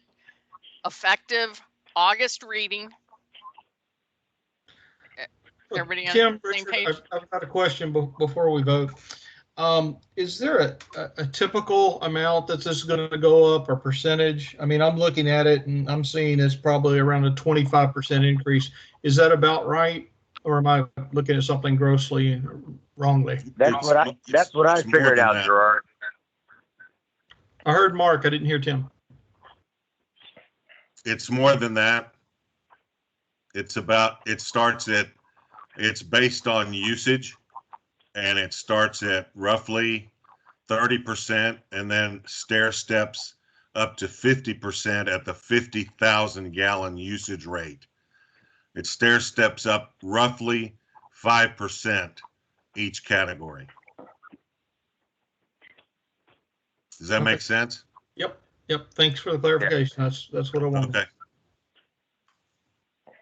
Okay, so we have a motion. We have a second. All in favor? Mark says aye. Gerard, Tim, aye. Tom, aye. Julie, aye. Okay, so effective August billing. Okay. Yep. Or August bill, the bill that goes out in August. Okay. Okay, review the financial and bookkeeping matters. The bookkeeper's report.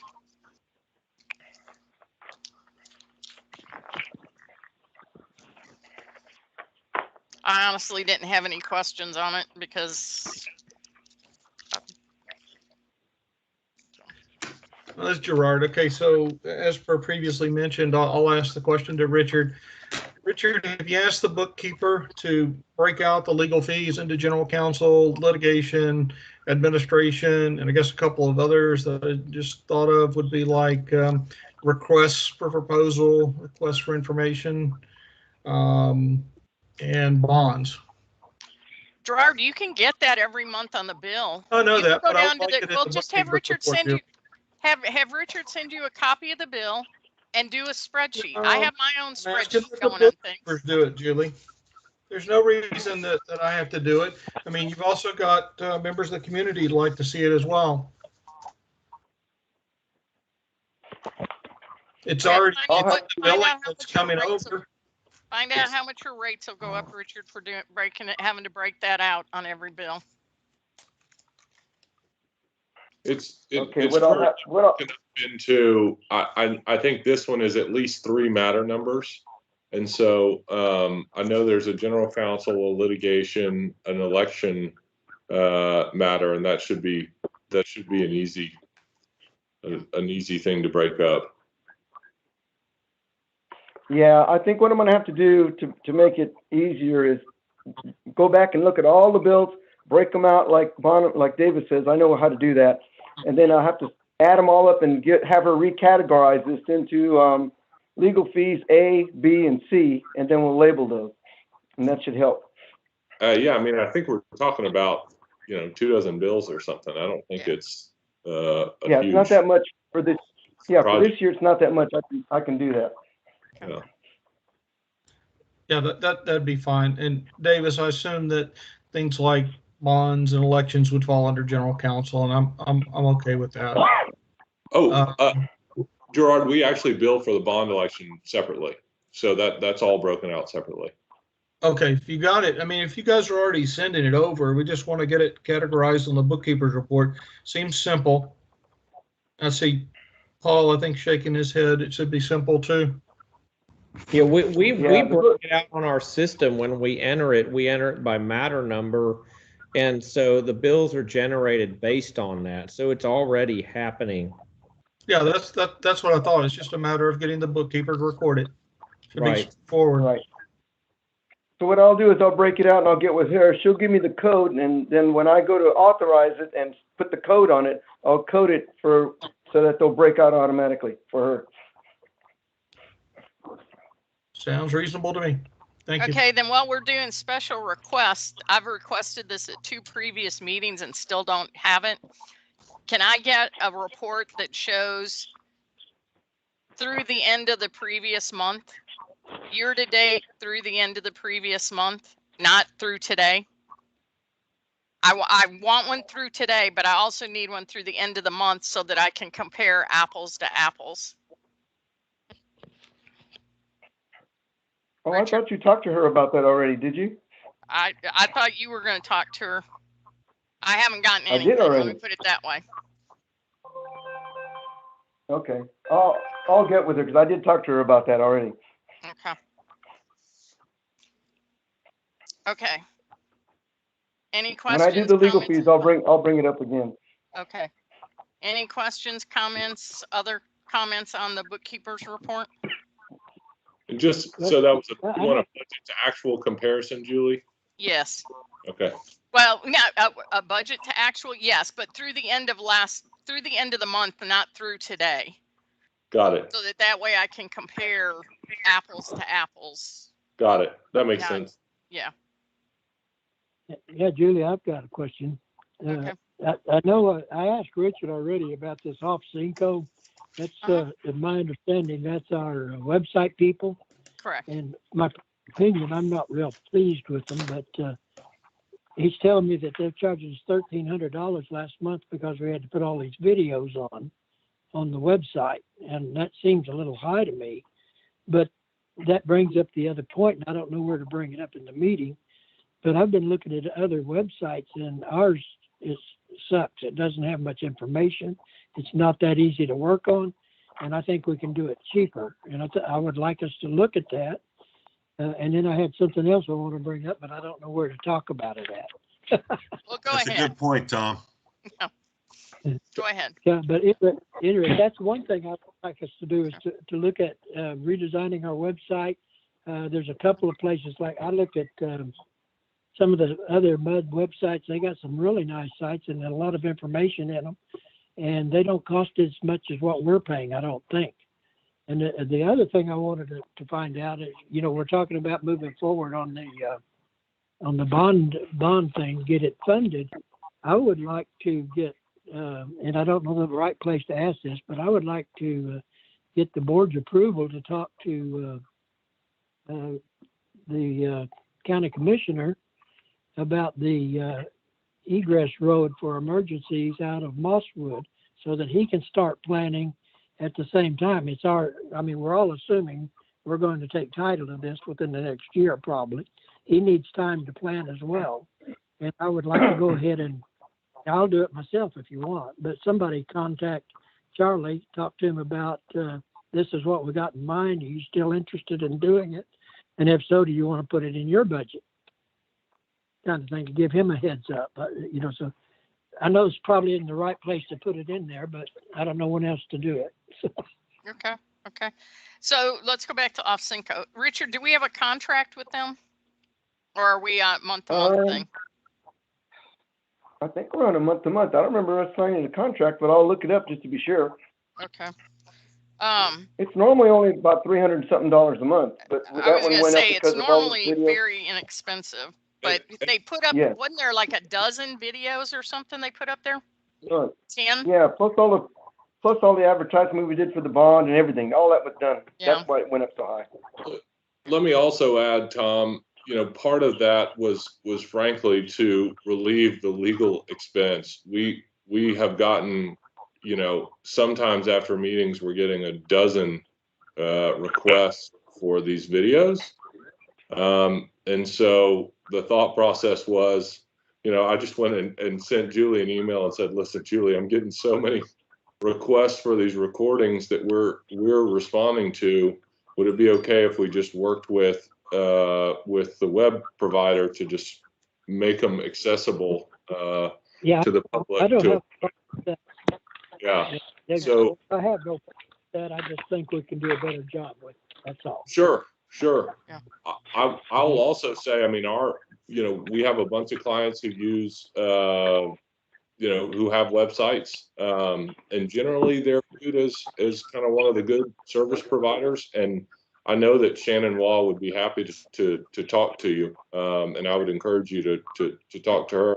But it's entirely up to the board. Our main concern is that you have a website that stays in compliance, and have a service provider with experience with water district websites. So. Well, my goal would be to have one that's a little more interactive where people can find what they're looking for.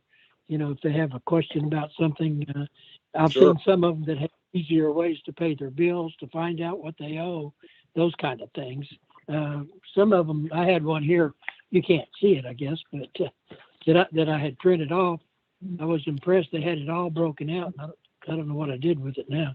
Any rate, I think we can just do, I don't know if you can see any of this, but this is like some of the stuff, if you can see any of that.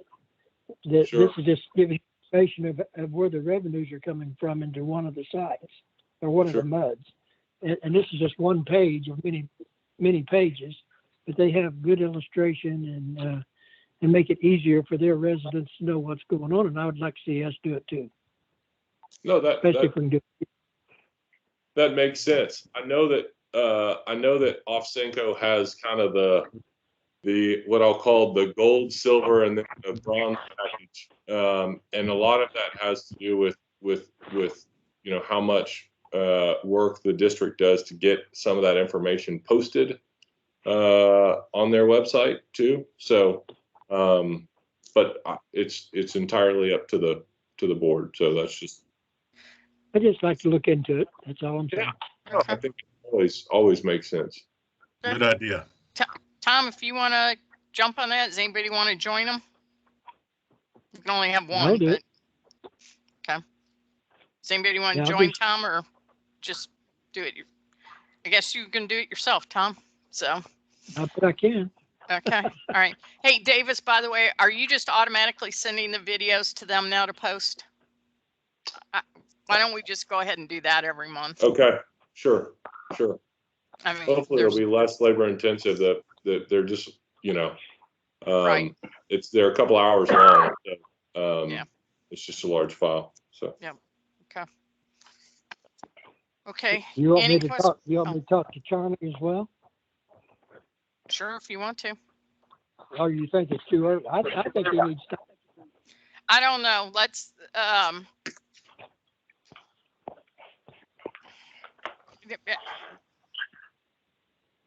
I have no idea. Does anybody get any thoughts on Approach that? him and see. Approach him and see what he says. I have no idea Okay. where we're at. So. Yeah, I don't know if But- he's still interested in doing that, but it would sure help the people in Mosswood. Yeah. Yeah. Okay. So back to the bookkeeper's report. Any questions? Any comments? No. No. Okay.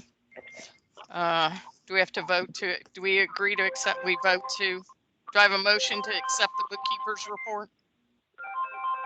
I'll make that motion that we accept the bookkeeper's report. Okay. Do I have a second? Nope. Do I have a second? Mark seconds it. Okay. All in favor? Mark, aye. Tim, I. Tom, Gerard, no. Julie, aye. Okay.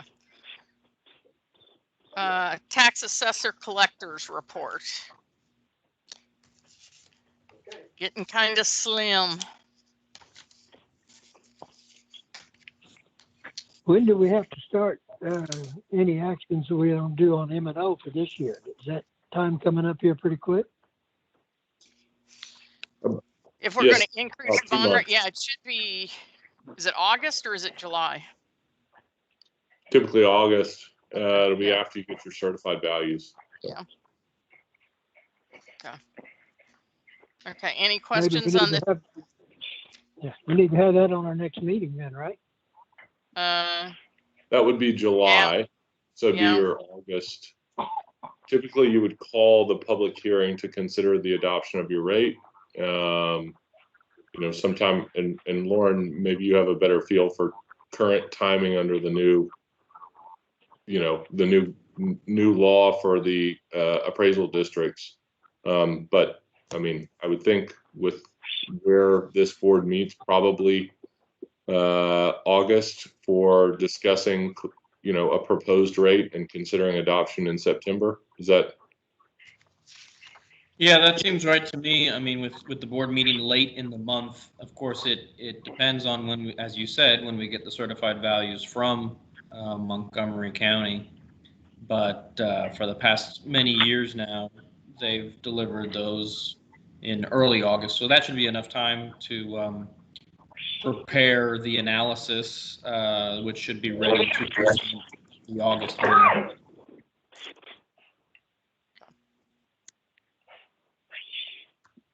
Okay. Thank you.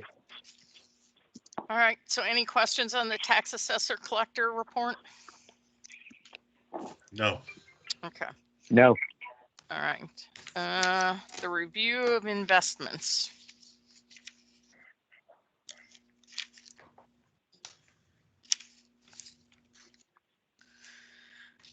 Getting kind of thin there, Richard. Yeah, another skinny sheet. Yeah, I know. I know.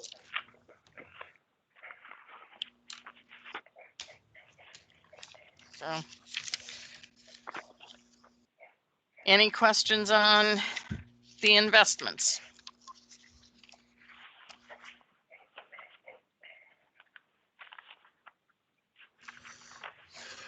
No. Okay. Next one is we'll just do all of them at one time. Can we just can we vote on them all at one time to accept this, or do we have to do them one at a time? I think all at once. Okay. Yep. Payment of the district's bills, and this kind of goes with D and E. I've been signing the checks for the district. Richard, is there any reason Tom, as the treasurer, shouldn't be signing the checks? Is he good with the bank and he's able to do it and everything? No reason at all. He can do it anytime. Okay. Do we need to change? Don't we need to change that as a resolution, Davis? For treasurer? Well, he's sign the treasurer. check? I thought we gave him authority to do it back in December or something. Yeah, but And then Richard we had a said problem with the wouldn't- bank. The bank is going to want to see a resolution. The bank's going to want to see a resolution designating that the change be made from you to Tom. I thought we did that already. Didn't we already do that? Well, I thought we No, did. not to my knowledge. I thought we did that a long time ago. Can we get All a right. resolution that allows any of us to sign the checks? We're all on the bank card. Individually? But we have to have three signatures. So right now, you can have So we're three all signatures. directors. Right. And then there's also a provision under state law that allows the treasurer to sign. Okay. So either or. Okay. But So if we make a resolution right now for Tom's benefit, and down the road we start meeting live, right? We can go back to the 3-person signing, and we're okay. Absolutely, and that's really the preference is to have, and your auditor would prefer that you have 3 board members sign. The more people you have sign, the more kind of checks and balances that you have. So yeah. Yep. Looks like Well, I propose we make a resolution authorizing Tom to be the new signatory for all the district's bills. Let me ask Richard. I don't want to slow this process down, but I want to make sure that we're clear on what we need for the bank to accept. That's what I was going to say. Because the last time we did this, we had to have a resolution approved by the board, and I had to take it to the bank for them to have it in their hands to authorize Julie to sign only. So I'm thinking we're going to have to do the same thing for Tom. Okay. Can you confirm that? Would it be okay if we put that resolution on the next agenda to have Tom sign next? Because that way you'll be able to next time. Right. Yeah, I'll confirm that with the bank tomorrow, and I'll email you on it. Because you're still, just to remind everybody, you're still in a position where 3 people can sign the checks. Yeah. So. Right. It's just a logistics issue. Absolutely. Right. Okay. All right, payment of the district's bills. Any questions on the bills?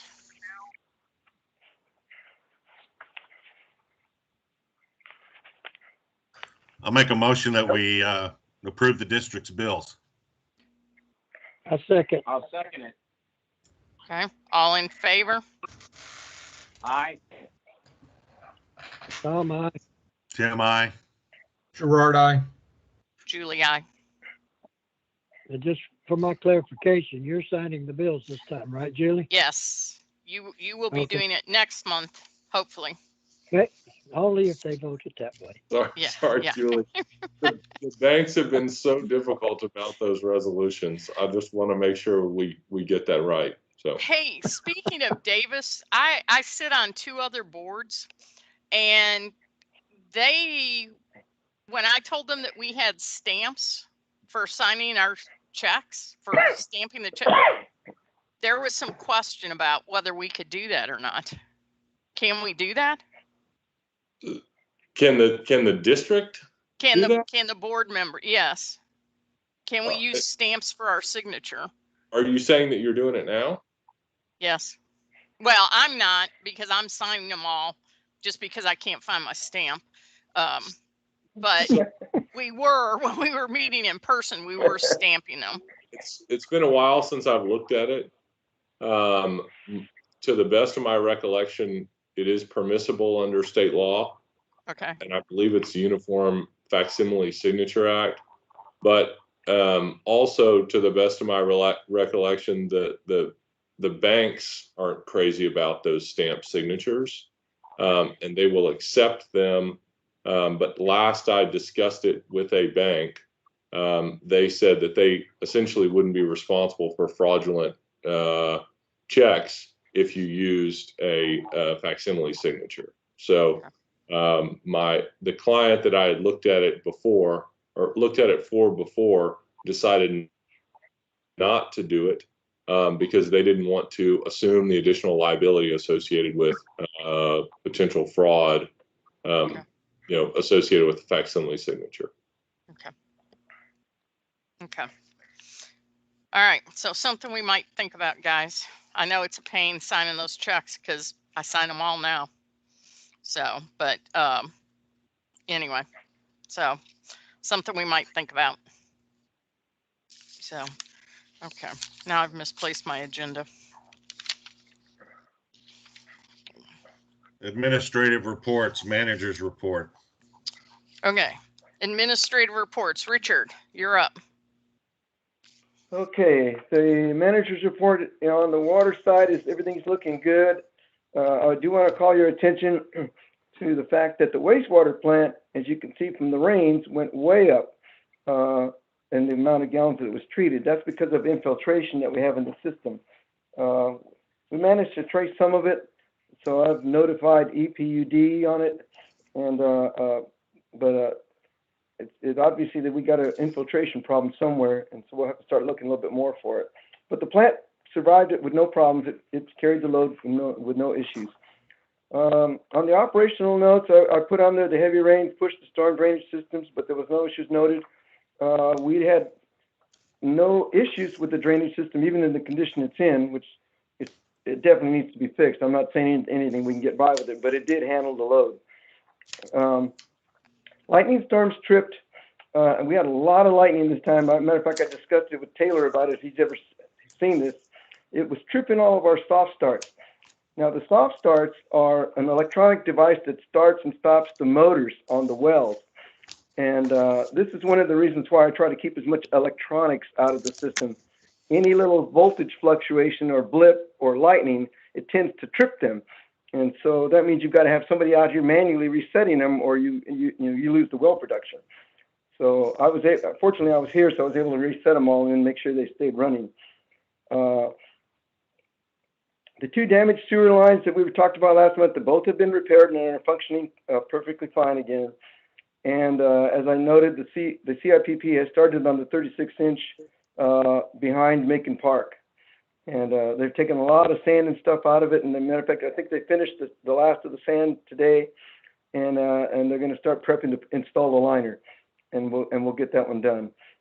So I am going to go ahead and CIPP the Roanoke line, because we got that point repair fixed, but there was another issue at the front of the pipe, and so once we CIPP, that'll take care of that. We won't have to dig it up again. There'll just be a CIPP problem.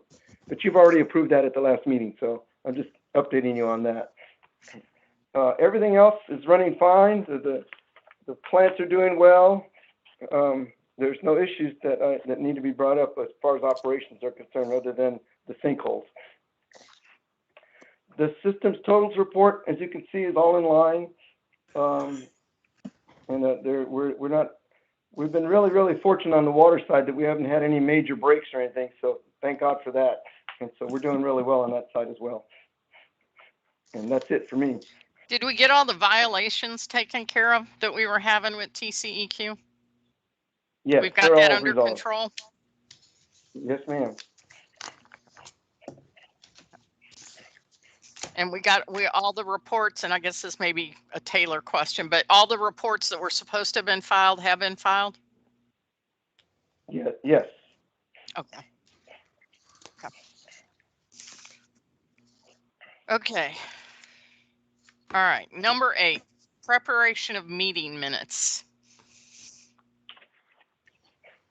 Was this, Davis, in response to getting Tom and Gerard to do what they're supposed to be doing, or is this in response? I think I got it. I understood that there was a request for me to put this on the agenda. We've been preparing the minutes for the last few months, but I'm happy to handle it out.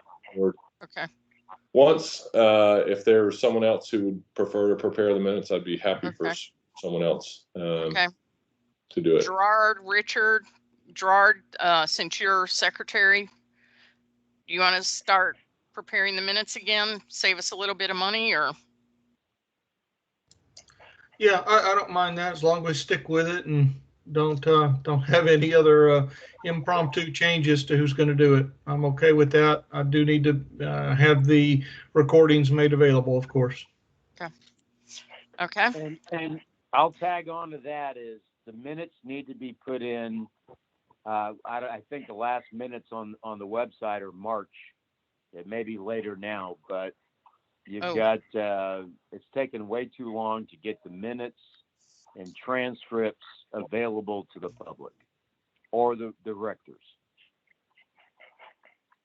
Okay. Yeah, Mark, I've already updated everything on the web that I got. All right.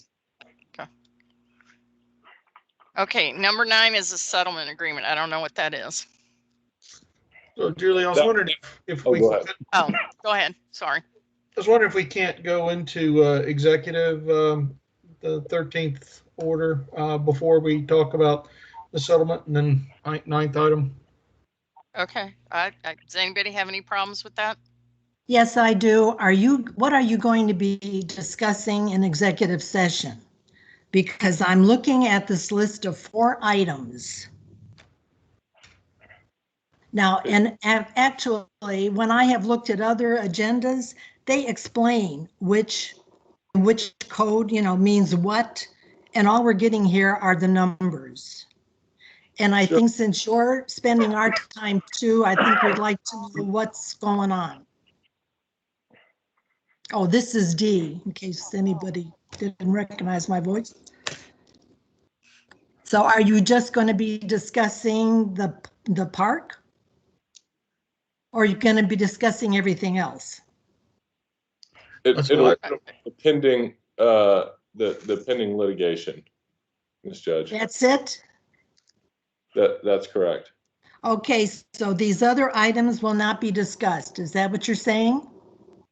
That's correct. And to clarify, under state law, the board has the ability to go into executive session without including this information here. We do, elaborate further in some cases, but we prefer to cite the statutes that we would be relying on to go into executive session. So these items include litigation, the acquisition of real property, personnel matters, but I think you're familiar with, I mean, we are saying we're going to go into executive session to discuss the settlement agreement, which would be addressed both under the acquisition of real property and under pending litigation exceptions to the Open Meetings Act. Okay, what about 074, personnel? You're going to be discussing personnel. No, ma'am.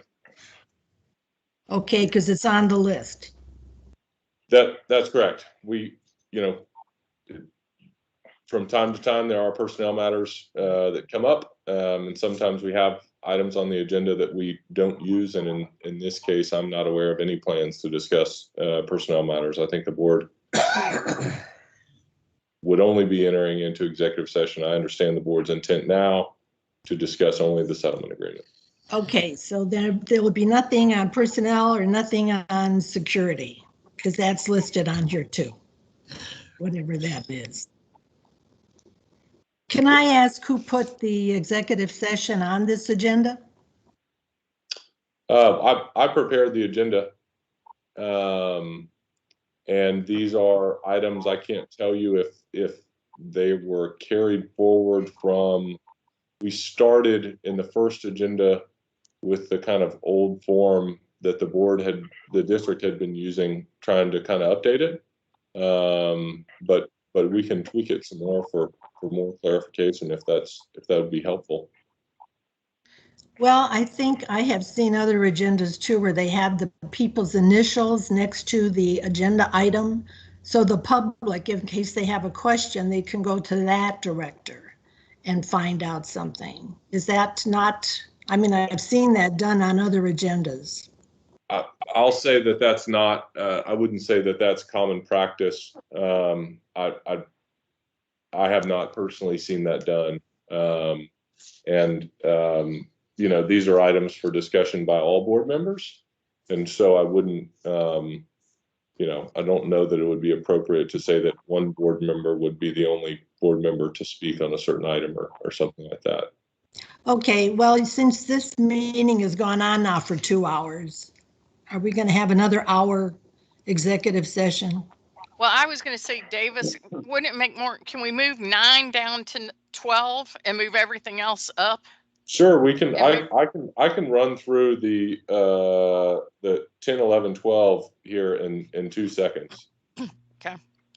There's really 1, 10, your ethics letter and update from your investment officer. Tom's your investment officer. He has completed the required disclosure. It's included on page 35 of your packet. No conflicts were disclosed. Everything appears to be in order. So thanks, Tom, for getting that taken care of. And helping the district stay in compliance. The director conflicts disclosure and employee conflicts disclosure forms, those are something that we provide to our clients on an annual basis to just kind of get those forms in front of you and help you disclose any relevant conflicts that may need to be disclosed. So no action that's needed from the board in this meeting, but just ask that the board members and district employees complete those disclosures. Does Richard have those? Or did? Yes, they've been. Okay. They've been Okay. Yeah, I've already sent them to Dee Dee. Okay. Yeah, I believe y'all have them all taken care of. So, okay. I thought that's what we signed after the last meeting, but. Okay. Yep. So that's it. Okay. Also, didn't we have just to remind everybody, I don't know if everybody did it, but wasn't that cybersecurity thing we were supposed to do this month? Yes. Yes. Okay. Did everybody do it? Yeah. Hopefully. Yes. Yes. Okay. Okay. So we're going to go into executive session and we will be back shortly. Okay. Davis, can you send me the code? My calendar didn't have the code. Or if somebody wants to tell me the code, please.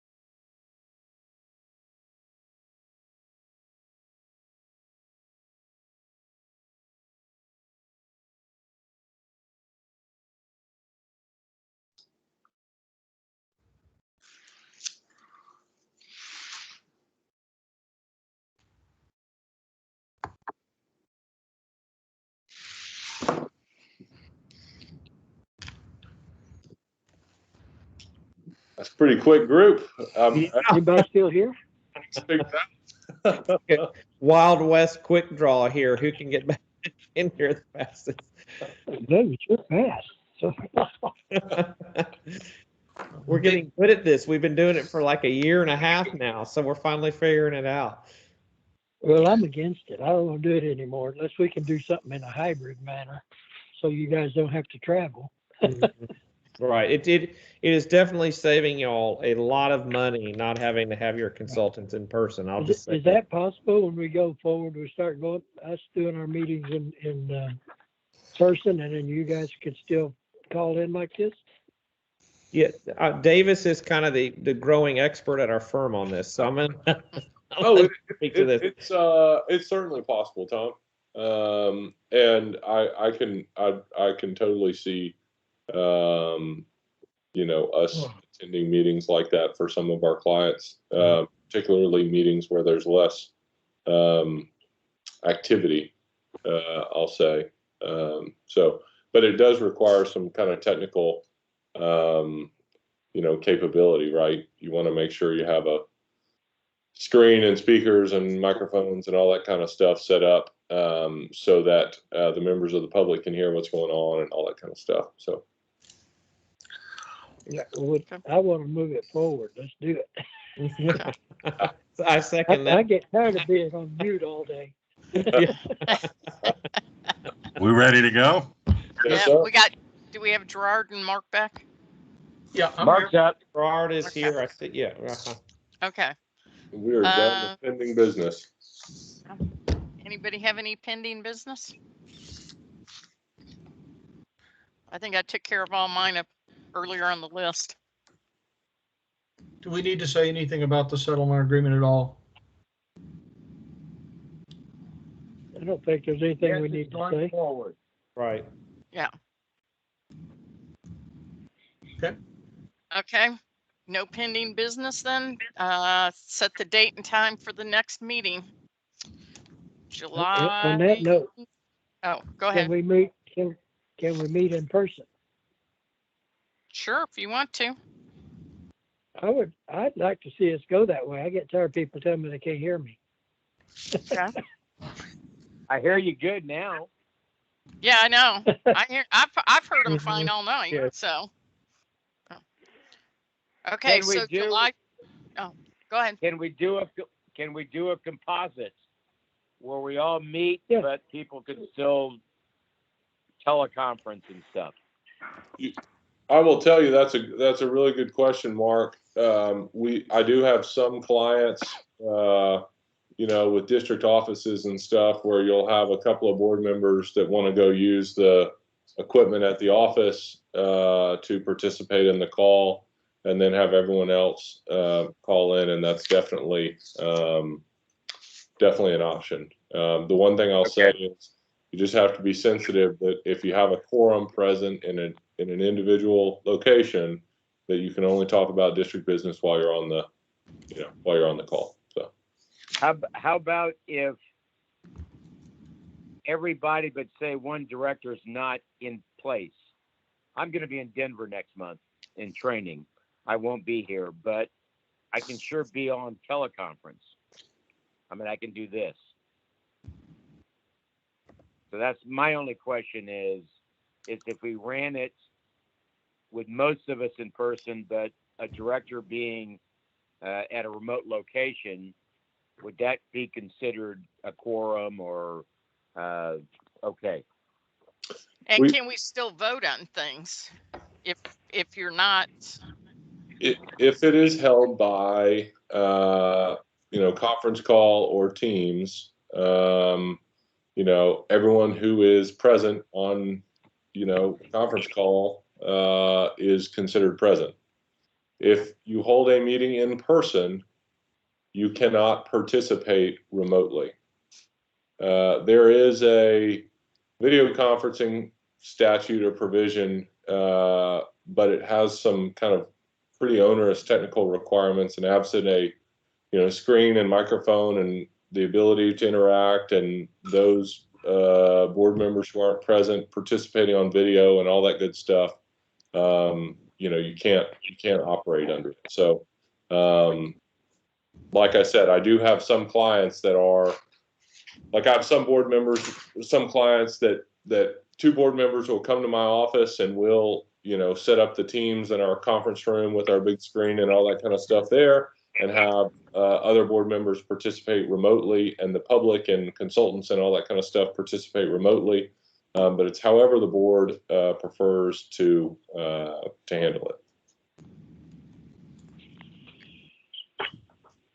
Well, the date would be July 22nd. That's correct. So we either do it all Zoom or all in person. So, or we reschedule. Well, yeah. Well, if everybody's going to be there but me, we can do that. But if we also do it, I don't know, in person, but with at least I could listen to the meeting. I may not legally be able to be involved, but at least I could hear what was going on.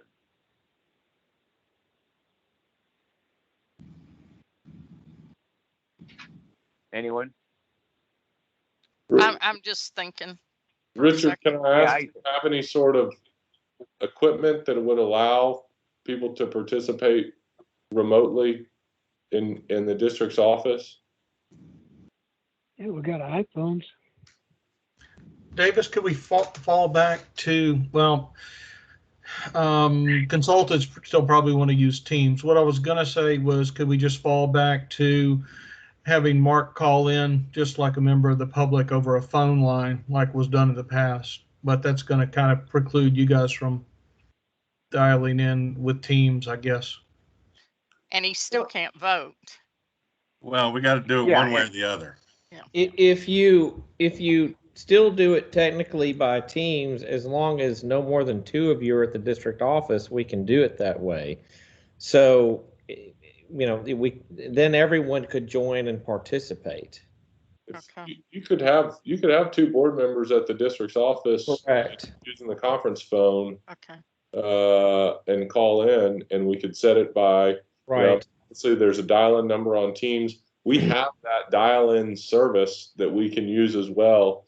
And really, Gerard, the main reason that I like to use Teams as opposed to that dial-in service is because it is easier for me to identify who is causing technical problems. That there is a problem. So I'm going to be in town. Mark's going to be out of town. I will volunteer not to be on here if I can sit in the office. I'll volunteer to do it remotely. Okay. Tom? I already told you my preference. But you'll be in town at least. Well, 2 are gone. Huh? Yeah, 2 won't be in the office, they've said. Tim's willing to be. So, yeah, as long as Tom and only 1 other person's at the office, we can do it just like this. Yeah, so it can either be Tom and Gerard or Tom and Tom and Tim. Right. I'm open to either way. I can go to the office with Tom and we can sit there and do the meeting. And I'd prefer to do remote. Okay, well there you go, guys. We got it. Okay. Good. Do we need sorry to cause such else? problems, but thank y'all. Okay, so what do we decide? Tim and Tom are going to the office? We'll go to the office. The rest of us are going to do Zoom or Teams, sorry. Correct. Okay. Okay. Sounds like a plan. All right. So date and time is, what did we decide that was, July 22nd, 6:30 p.m.? Yep. Okay. Yes. All right. Do we need to vote on that, don't we? We need to adjourn, so I need a motion to adjourn. Mark makes a motion to adjourn. Okay. Do I have a second? I'll second Tim it. seconds. Okay. All right. All in favor? Mark says aye. Tim, aye. Gerard, aye. Julie, aye. All right. See you guys on Teams. Some of you in person next month. Thank you. Good night. All right. Bye. Good night, everybody.